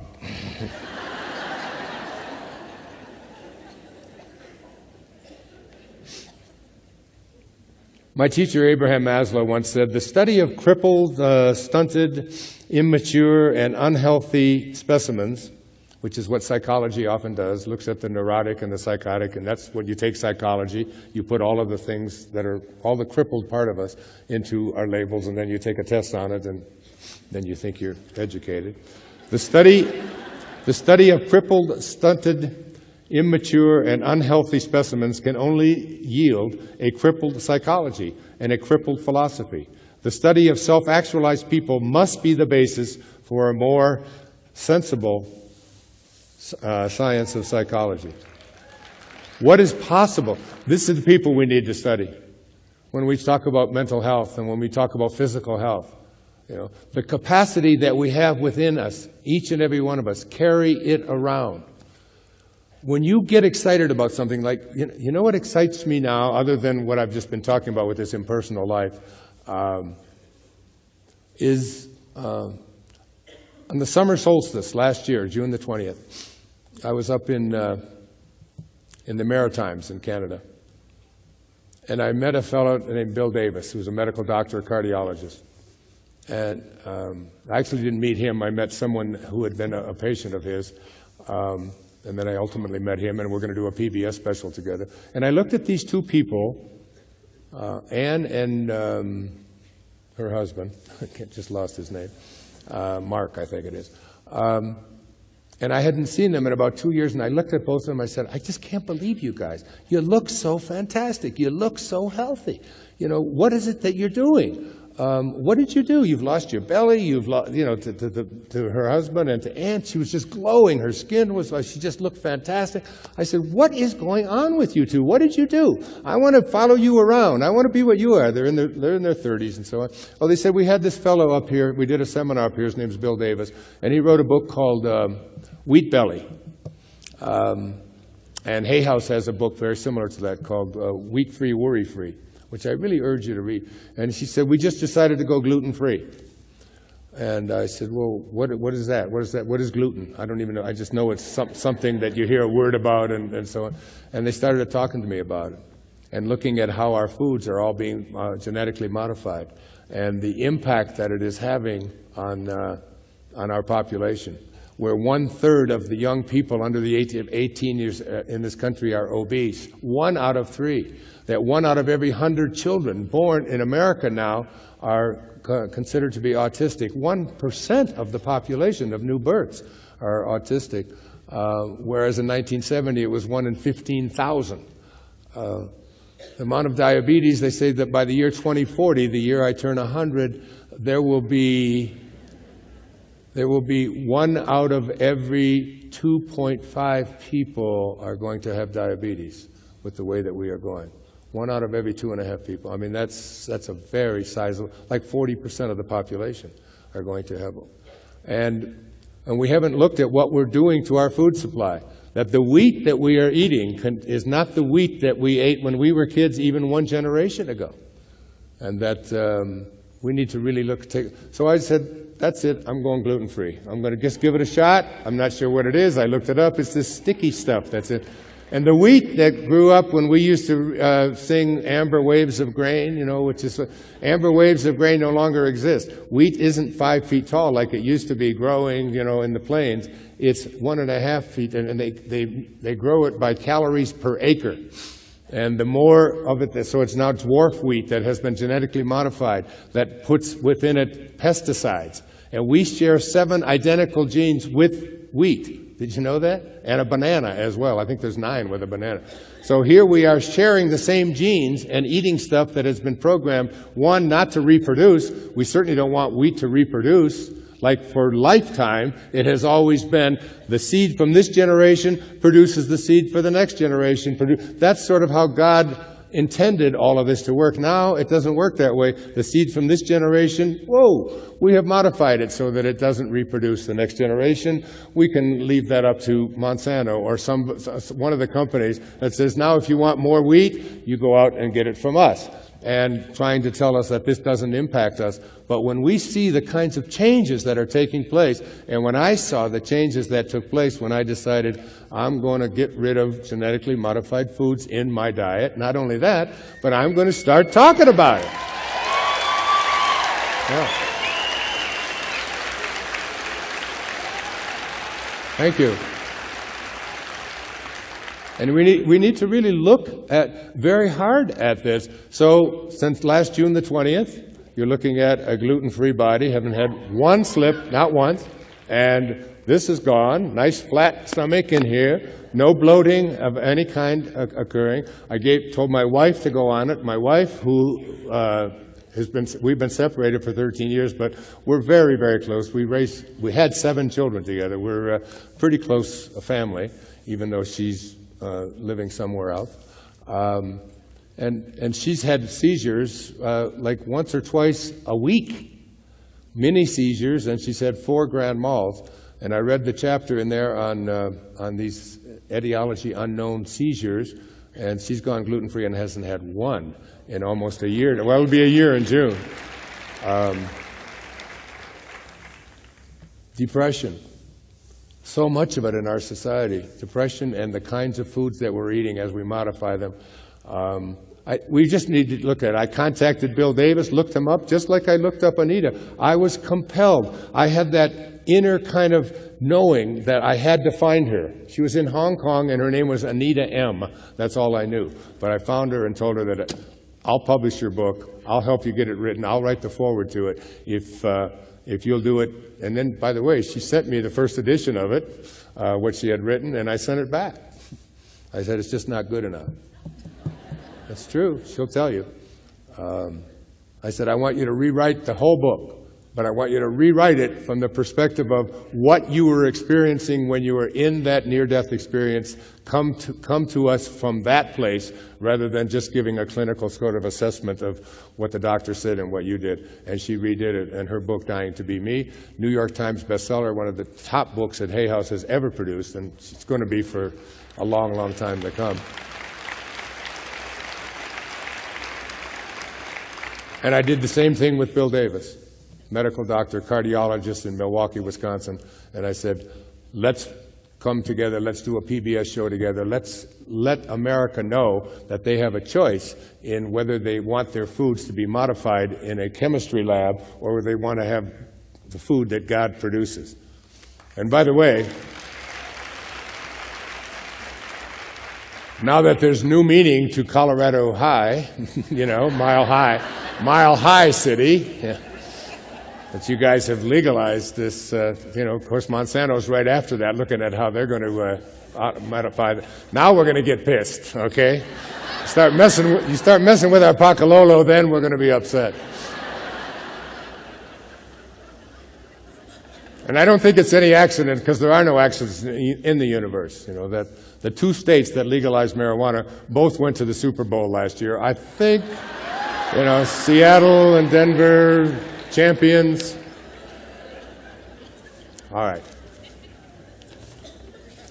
If there is intelligence behind life, and there is every reason to believe that there must be, and let me give the evidence for that. Here's Max Planck, Einstein's teacher. As he received the Nobel Prize for Physics, he said, as a man who has devoted his whole life to the most clear-headed science, to the study of matter, I can tell you as the result of my research about atoms this much: there is no matter as such. It's all an illusion, including your bodies. Because my teacher, Nisargadatta Maharaj in India, said, when we asked the question, what is real, Master, what is real? He said, the only thing that is real is that which never changes. If it's changing, it's not real, because the moment you get a hold of it, it's something different, and then it's gone. But the I am that is in all of life, is the only thing that it's real. The same I am that was in me when I was 20 and 30 and 40 and 6 and 46 and so on is unchanging. I can tell you this, as the result of my research about atoms, there is no matter as such. All matter originates and exists only by virtue of a force which brings the particles of an atom to vibration and holds this most minute solar system of the atom together. We must assume, as scientists, behind this force the existence of a conscious and intelligent mind. This mind is the matrix of all matter. That's from the greatest scientists of the 20th century, Max Planck and Albert Einstein. So if there is intelligence behind life, and there is every reason to believe that there is, as I've just said, then all of that intelligence is innate in every creation of that intelligence. This universal mind is complete and entire within each and every one of us. All you have to do is discover it for yourself to know its power and perfection to be yours. So this intelligence, this matrix of all matter, every creation from it contains everything that it is. It has to. It's like the drop of ocean. You take a cup of ocean and you pull it out and it's got the same intelligence in it. It's a cup of God. It's not as big, it's not as strong, and as long as it stays separate from its source, it loses ultimately the power of its source, but it will disintegrate, blow away, turn, change, shape, vaporize, and come back to its source. And when it does, it's just like if you take a rock, I wrote that out somewhere up here. I know it. Oh, here it is. I love this. A rock is hewn from a mountain. It has the same nature as the mountain. But when it is disconnected, it is no longer called mountain. It's called rock. Not one atom of its essence has changed, yet pulling it from the mountain has made it something else. Put the rock back in the mountain, and it no longer is rock. It's now called mountain. So the existence of the rock is determined not by its substance, but by its relationship to its source. And this is true for you. Your existence is not determined by the substance of you, it's determined by your relationship to your source. And when you understand your relationship to your source, you're understanding something called oneness. And oneness is something that as long as you are in this physical body, you're never going to be able to grasp, because everything in the physical plane has its opposites. They're called dichotomies. It's what the Bhagavad Gita is all about. It's like bringing the opposites together into oneness. When they looked at the Gospel of St. Thomas, which was discovered in 1945 at a place called Nag Hammadi in the Dead Sea Scrolls, and they looked at the Gospel of St. Thomas, which was written at the same time as Jesus was alive on the planet, as opposed to Matthew, Mark, Luke, and John, which was 80 to 120 years after the death of Christ, a recollection a century later of exactly what he said, okay?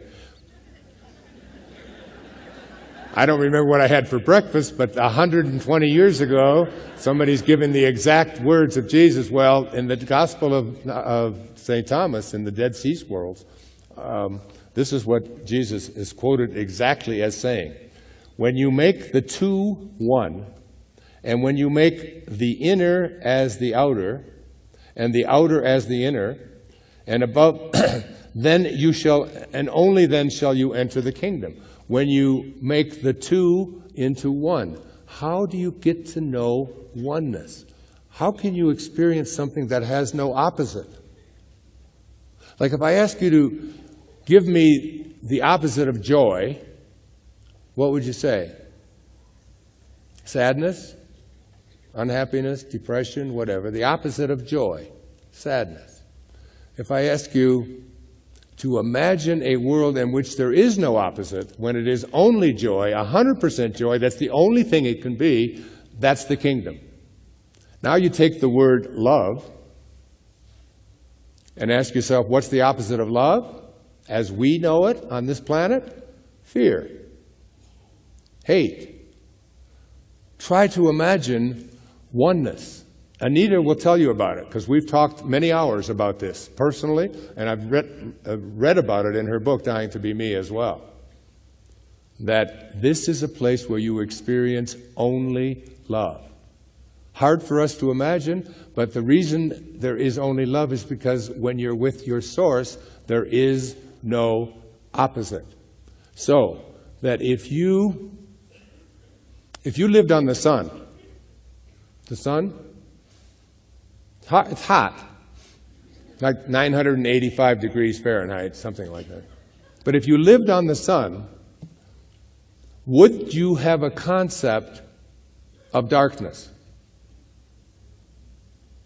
Like, would anybody living on the sun say, oh, it's going to be dark or darkness? You wouldn't. Why wouldn't you know darkness if you lived on the sun?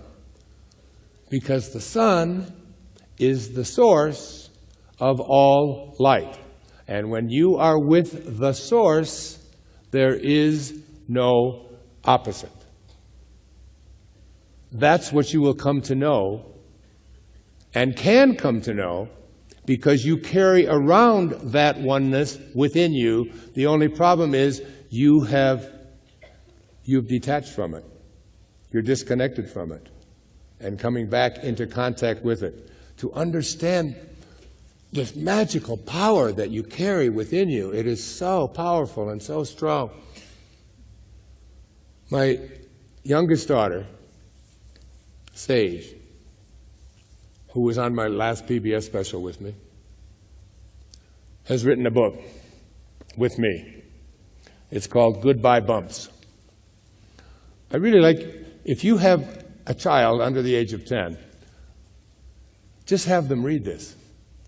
When she was 5 years old, she went to a dermatologist on Maui, and she was asked, she had these flat warts on her face, and they were getting worse. And she'd had them for like 2 years now. She was maybe 5 or 6 years old, and they were around her lips and here, and then they were moving up around her eyes, and especially when the sun would come out, because they would get, her face would get tanned, but these things wouldn't, they were white. So we went to the dermatologist, and he said to her, there's two things.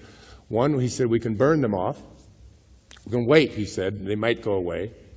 He said, we can burn them off, but it'll leave little scars around on your face and all that. Or we can give you a medication. The medication is very strong, and it'll leave your face kind of red and so on. And he said, oh, you can wait. And I said, well, honey, there's a third option. And she said, what's that? I said, you can talk to your bumps. And she said, what do you mean? I said, you can just talk to them and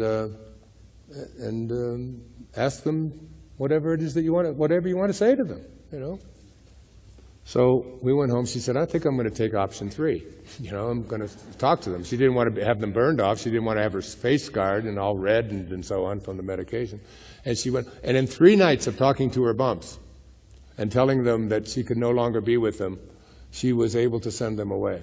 In 3 days, she went there. We went there on a Wednesday, and Friday, they were completely gone. The power of the mind. And my kids were all raised with this kind of mentality. That's why I've written these children's books up here. Because if we can get kids out of their subconscious programming, and their subconscious programming is always what I can't do, what's not possible for me, how weak you are, and so on, instead of them believing that they carry God around with them every place that they go. It's their destiny to know within that I have the power to heal myself. And John Grable here is a perfect example. I mean, he looks better than I've seen him look in 10 years. I just can't believe it. Maybe that's Darcy, I don't know. But the idea that he is not letting himself be in any way weakened by this thing called muscular dystrophy, that it's just his curriculum to God. So, years ago, I spent 1 year as a Taoist. The day that I turned 65 was May the 10th, 2005. And on May the 11th, I called my secretary, Maya, and I told her that I've been called to Maui, and that the Tao is calling me. The Tao, T-A-O, is another word for God. It means the Great Way in ancient Chinese. T-E means the virtue of, and Ching means book. So the Tao Te Ching, written 2,500 years ago, 500 years before the birth of Christ, is some call it the wisest book ever written. And it's only 81 verses. And I decided that I was going to take each one of those 81 verses and I was going to live it and then write about it. And I wrote these channeled essays while looking at a picture of Lao Tzu. I know it sounds crazy, but that's what I did every day for the year that I turned 65, till I was 66. Every 4 days, I would start another essay on them. And I always encourage my audiences to take the Tao, this is just the Tao. This isn't the book of essays that I wrote. It's just the actual Tao Te Ching, my version of what the Tao Te Ching would be. I took like 10 of the issues, the editions that I thought were valuable, and put them together. I encourage you, when you get your new purse, all right. Seriously, I carry this with me wherever I go. I never travel without it. I have it in the glove compartment of my car. I read from it every single day. And some of the greatest and wisest words that I've ever heard. One of them, that you've all heard, is the journey of 1,000 miles. What? Begins with a single step. If you want to accomplish big things, think small.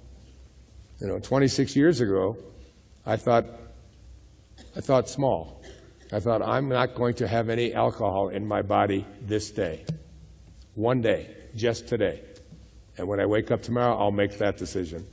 And 26 years have gone by. And I accomplished something very big, being alcohol-free for a quarter of a century.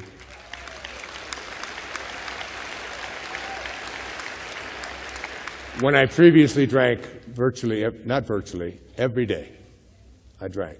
Not a lot, I was never drunk or anything, but every day. And when I decided, when my teacher in India said, if you want to reach your highest potential and live the Dharma that you signed up for, you can't be putting things into this brain of yours that are going to deteriorate, or they're going to ruin the brain cells that you have, even if it's just a few at a time. He said, you have to experience total sobriety. And I remember saying, well, I don't mind total sobriety. I just like to have a few beers in the evening after I run, and so on. And that was 26 years ago. You accomplish big things by thinking small. I'm going to just throw this to somebody in the front row, and whoever, there it is. Oh, right into your pocket. You must have needed that. That's yours. So, by way of bringing some kind of closure to this, I mean, I could just go on for the rest of the night, for sure. Yeah.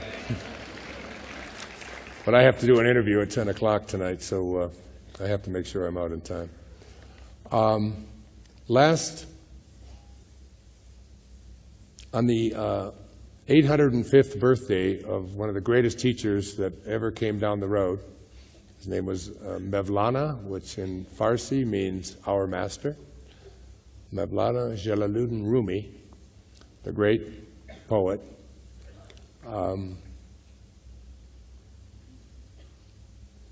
I was to give a lecture in Ephesus, Turkey, before 300 and some people. In fact, I just saw a copy of it up here somewhere. Where is it? Oh, there it is. It's called Modern Wisdom from the Ancient World. And we did a Mediterranean cruise. And it's 7 DVDs. It's really spectacular. And I gave a whole series of lectures throughout the Mediterranean. And we were going to culminate at this place in Ephesus, Turkey, which is the home of the mother of Jesus. For the last 30-some years of her life, when Jesus was being crucified, he asked John if he would take care of his mother and make sure that she was safe for the rest of her life. And she lived in this home in Ephesus, Turkey, for some 32, 33 years. And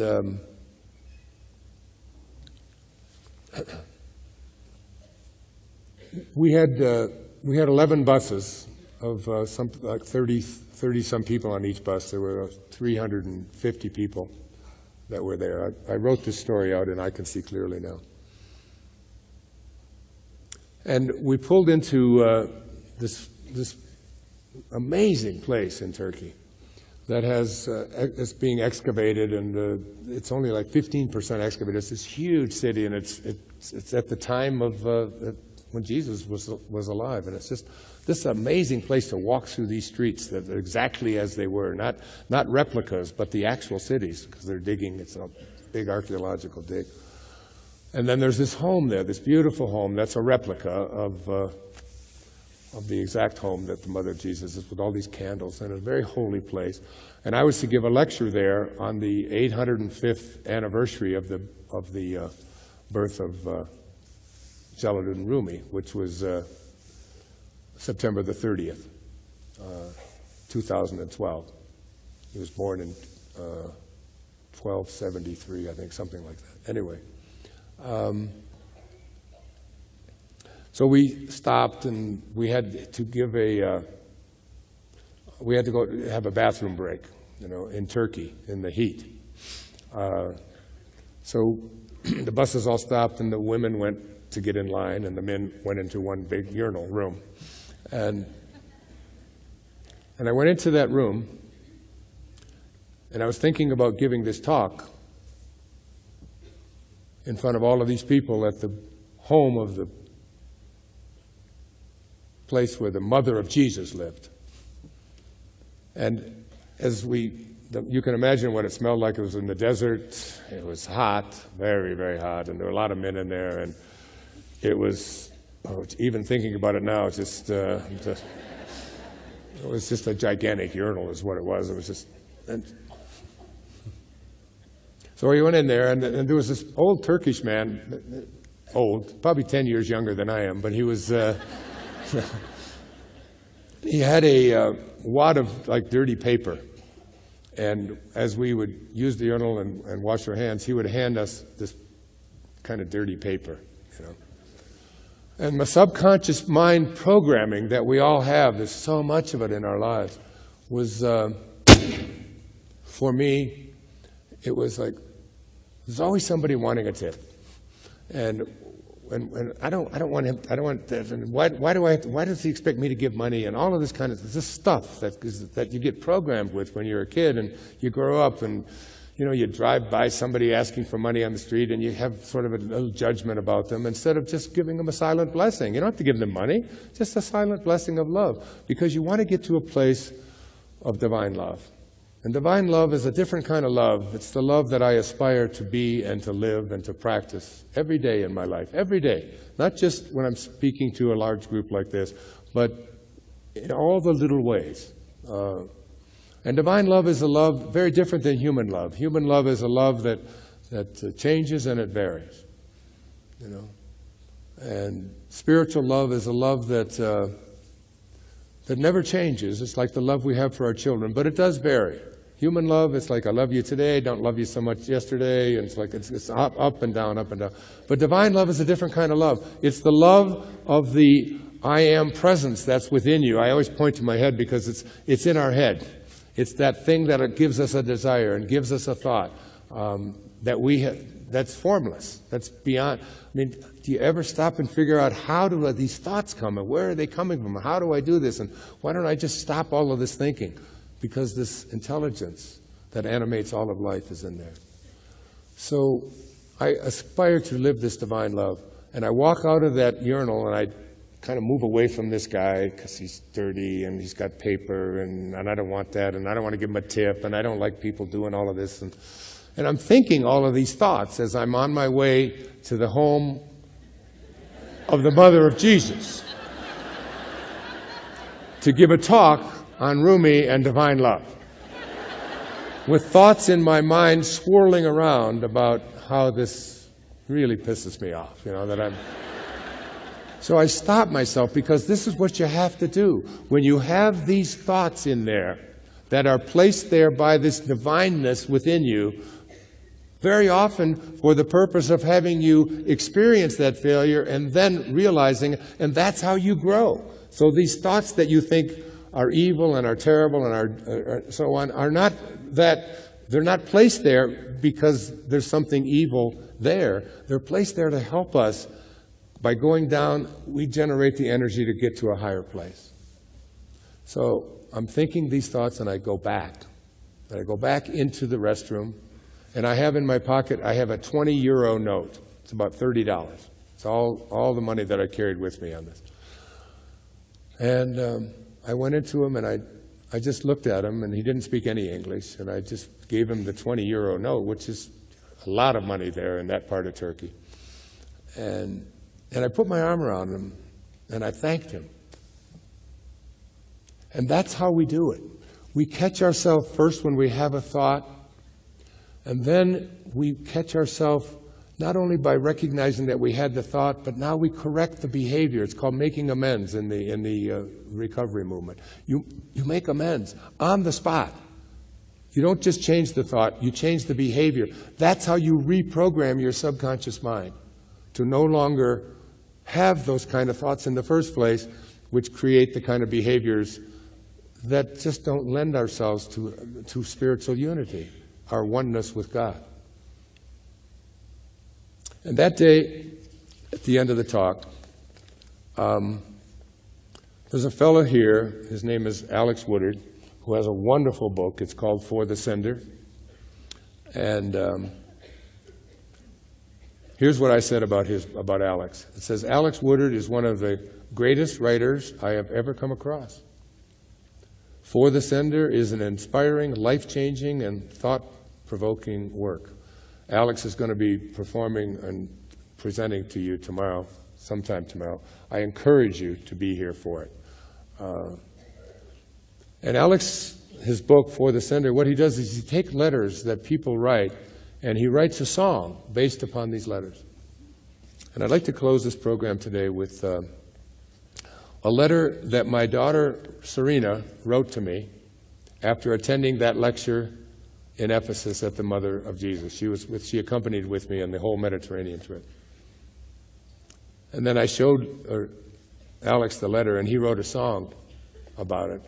And my daughter, other daughter, I have a lot of daughters. My daughter Sky, and this song is on there, has a brand new CD. It's just come out. Look at that gorgeous picture.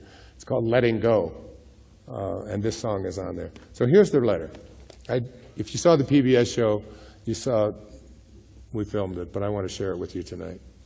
It says, Dad, today I sat behind you in Ephesus, Turkey, while you gave a lecture to a few hundred people who had traveled from all over the world to hear you speak. I was overcome with emotion as I saw you standing there, fulfilling your Dharma, while touching the lives of so many. I know you as my father, but you've always been a teacher to me as well. You have taught me that the solutions to all of life's problems are inside of me, and that I only had to go within and be silent and present and know that all is well. You never told me how to live or what to think or what to believe in. Instead, you showed me how to make each step a prayer and each word a word of love. You taught me about Rumi, St. Francis, Hafiz, Jesus, Buddha, Krishna, Mohammed, Saint Germain, Neville, and so many others. You taught me to believe in magic and miracles, and you showed me how to be in awe of the awesome world we live in. Since the time I was brought into this world, I knew that I was safe to be exactly as I was, and that whoever I was a perfect creation of God. You told me that I was God, and that it was God that looked out from behind my eyes. I learned from you that I was the master of my own fate, the creator of my own destiny. Of all the lessons I have learned, the thing that hit me the hardest was when you said that I am God. Could I really be a spark of God, a perfect creation put here on earth with a purpose? You say this all the time, but I've always struggled with it, especially since school and society were telling me otherwise. I doubted myself, I felt inferior, and I worried that I needed to apologize to something for even contemplating this idea. I have felt unworthy, undeserving, and unsure. Although you gave me great tools, I still had to figure out how to use them on my own. Now I understand that God is love. God is beauty. God is truth. You told me I came from an infinite space of perfection, and that I will return to it one day too. Slowly I'm beginning to understand. People love you so much, and yet to me you have always been Dad. You drove me to school each morning, you taught me how to swim and how to ride a bike, you read me stories, and you came to all my plays. As I have grown, you have encouraged me to follow my own dharma and to go after whatever it is that excites me. You believe in me, Dad, and I love you so much for that. What do you say to someone that gave you life and then showed you how to live it? You say, thank you, thank you, thank you. I love you, Serena. Isn't that beautiful?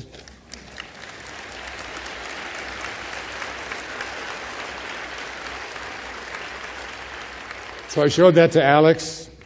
He wrote a song, a beautiful song called This Gift.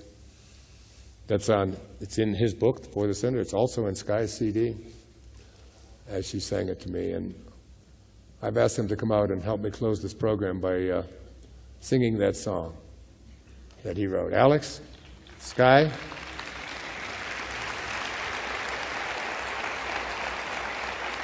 This is my daughter, Sky. Who's that? You have something for me? Oh, thank you. What's your name? Madeline? Yeah. Madeline, Paddling, Madeline home? Nice to meet you. You're so beautiful. Here, give me a kiss on the cheek. No, on the cheek. I gotcha. Thank you, sweetheart. I don't know who Madeline is, but I love her.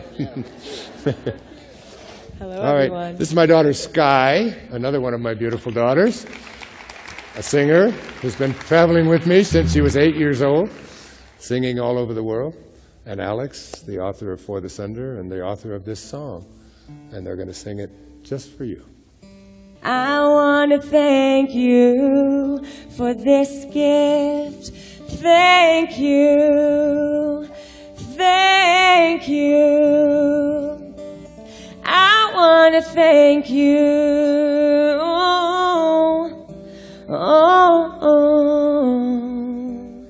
I love you, Dad. Woo. Thank you, honey. So beautiful. Thank you, baby. Mwah. Thank you. Sky Dyer and Alex Woodard. Thank you, Paul. You're welcome. God bless. Wow. Oh, boy. So, tonight, as you go off to bed, I want you to take the last 5 minutes. And I'd like you to do this from now on. Because the last 5 minutes of your day, as you're about to enter into that state of your subconscious mind programming that we call sleep, and I'd like you to listen to this little statement from the book of Job. It says, in a dream, in a vision of the night, when deep sleep falls upon men, while slumbering on their beds, then he opens the ears of men and seals their instructions. He being God, the source. Your subconscious mind has been programmed to believe that you're ordinary instead of that you're extraordinary and you carry God around with you at all times and all things are possible. You haven't been programmed that way. And if you use the last 5 minutes of your day to review the things that you don't like, the things that didn't go well, the things that upset you, the people that made you angry, the things that were failures, the deal that didn't work out, the illness that is bothering you or someone in your family. And if you've trained your mind this way, and especially at night as you go off to sleep, then your subconscious mind gets programmed, because your subconscious mind is the 96% of your mind that operates on automatic pilot. It's all the stuff that you do without thinking all day long. From the moment that you awaken, to when you brush your teeth, to how you drive your car, to how you go through traffic, to how what you wear, and on it goes. All the decisions that you make, you're not consciously thinking about them. And then you get a program in there. And this program gets you to focus on the things that you don't want and you don't like.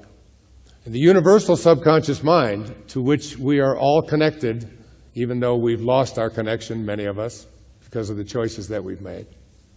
Because the choice to move to a place of divine love, Rumi said that when you are born, a ladder is placed before you to help you to escape from this world, to help you to recognize that you are in this world, but you are not of this world. You're in it, but you're not of it. What you are of is an infinite divine intelligence, a soul that only wants to expand because it's infinite. If it was finite, it would begin someplace and stop someplace. But your soul doesn't do that. Your soul has no form to it, so it is always growing, always expanding. Its theme song is "Don't Fence Me In." Oh, give me land, lots of land, and the starry skies above. Let me ride through the wide open spaces that I love. Don't fence me in. Don't put a fence around me. Don't put me into a box. Don't compartmentalize me. Don't let me try to live somebody else's life. And you want to reprogram your subconscious mind when you're going off to sleep to think about the things you would like to manifest as if they already were here. That is how I healed myself of a very serious neck injury last year, of leukemia, of any of the, that's how my daughter healed herself of her bumps. It's like it's what I've raised my children to believe, that you have a divine power within you, and you don't want to allow someone else to take it away from you. Be still. In your stillness, you want to meditate. My practice is an hour a day of meditation. And it's a very quiet and peaceful one. I learned it, and I put out a program, which is here, and it's called the I Am Wishes Fulfilled Meditation. All I want you to do with this, if you decide you want it, is to fill out a piece of paper in your mind. And on that piece of paper, write the word that, T-H-A-T at the top. And anything that you would like to manifest for yourself into your life, whether it's a healing, whether it's a business, whether it's a relationship, whatever it is, it doesn't make any difference. Just put that on the piece of paper in your mind. I am that. Because these are the words that God spoke to Moses. It's the only place in all the spiritual literature, and it goes back 3,300 years ago. It's the only place where God reveals his name. My name is, you can look it up in Exodus, I am that I am, and that shall be my name for all future generations. Strictly straight right out of every edition of the Bible. I am that I am. That. Now in your meditation, what they have done, I didn't do this, James Twyman and had a scientist go back and look at the language from 3,300 years ago and the letters in Chinese and associated them with the sounds, and they created a sound on track 2 and 3. On my seminar on Divine Love, I have 3 or 4 of those where we actually do this meditation. And I would do it in here if we had the time, but we'd be here till 4 o'clock in the morning. But it's a simple 20-minute meditation, and you just listen to that sound, and basically it's the sound that God was saying to Moses at the time, according to whatever scientific sound we have. I am that I am. Just practice it. Just give it a shot. Just try it. It's something, I meditate with it all the time because that sound is there's just something about it that just brings me to a place of love. And as we bring this beautiful evening to a close,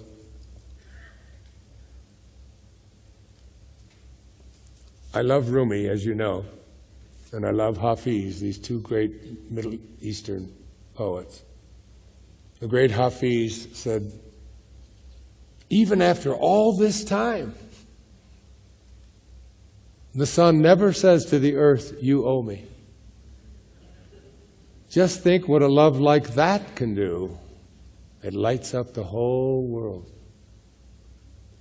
This is the kind of love that we call divine love. It's at the top of the ladder. The rungs of the ladder lead us to this place of divine love. And when we get it, and we are motivated by our desire to serve and reach to others, you will know the God that is within you. You'll transcend this ego. The great Rabindranath Tagore, a Bhole, a man who lived in India back in the 1920s, who wrote a collection of poetry called the Gitanjali, spoke of the ego. The ego is the part of us that is the false self. It's the part of us that has left our connection to God.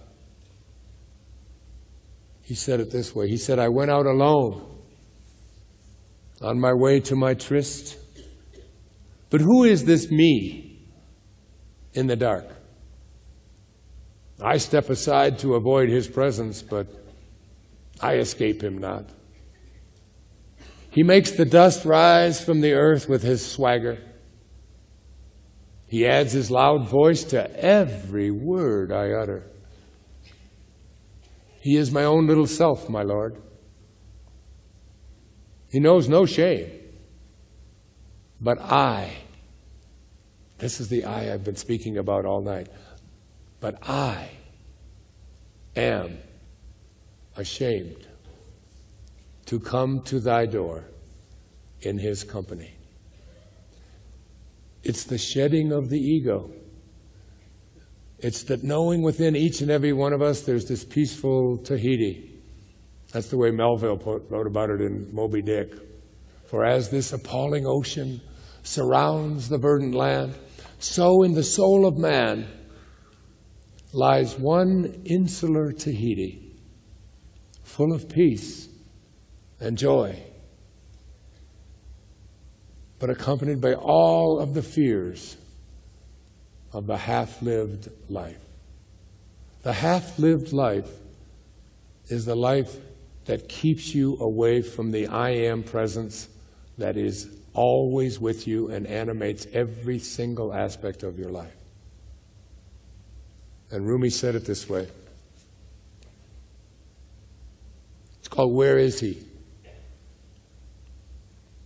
I tried to find him on the Christian cross, but he was not there. I went to the temple of the Hindus and to the old pagodas, but I could not find a trace of him anywhere. I searched on the mountains and in the valleys, but neither in the heights nor in the depths was I able to find him. I went to the Kaaba in Mecca, but he was not there either. I questioned the scholars and the philosophers, but he was beyond their understanding. I then looked into my heart, and it was there where he dwelled, and I saw him. He was nowhere else to be found. It's in you, each and every one of you. And if you saw my PBS special, I ended it with a treehouse. We had one built just for that special. And it's my all-time favorite poem by Hafiz. He says, and the words to this are so profound, light will someday split you open, even if your life is now a cage. For a divine seed, the crown of destiny is hidden and sown on an ancient fertile plain that you hold the title to. Think of that. The crown of destiny is hidden and sown on an ancient fertile plain that you hold the title to. Love will surely bust you wide open into an unfettered, blooming new galaxy. Even if your mind is now a spoiled mule, a life-giving radiance will come. The friend's gratuity will come. Oh, look again within yourself. For I know you were once the elegant host to all the marvels in creation. From a sacred crevice in your body, a bow rises each night and shoots your soul into God. Behold the beautiful, drunk, singing one from the lunar vantage point of love. He is conducting the affairs of the whole universe while throwing wild parties in a treehouse, on a limb, in your heart. In your heart. You hold the keys to that. Where you came from, infinite intelligence. Where you go back to, infinite intelligence. Here, limited, because you have been conditioned to believe in your ordinariness. Tonight, in the last 5 minutes, program your subconscious mind to act as if what it is that you would like to create is already here. When you awaken after marinating for 8 hours in that consciousness, the universal subconscious mind, which controls all things, will respond to what you have placed in there. If you placed in there things are bad, things are terrible, things don't work out for me, then that's what it will offer you, experiences that match up to that consciousness. If, on the other hand, you place into your imagination what it is that you feel is already manifested for you, the universal subconscious mind, God, will offer you experiences that match up to that. It's just a game called the match game.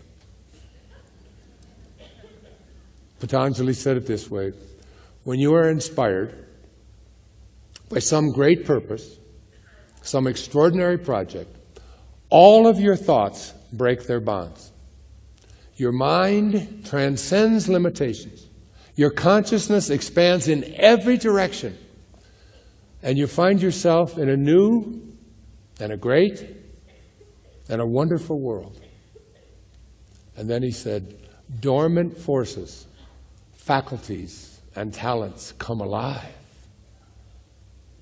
And you discover yourself to be a greater person by far than you ever dreamed yourself to be.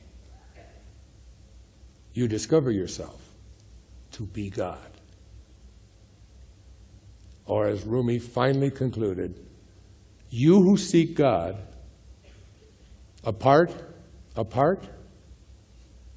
that which you seek, thou art. Thou art. If you want to see the beloved's face, polish the mirror and gaze into that space. That's where you'll find your I am presence. Because in every moment of your life, I promise you, you have this choice. I know it to be true. I've lived it, and I've written about it. You can either be a host to God or a hostage to your ego. It's your call. I love you. Good night. God bless you. Namaste.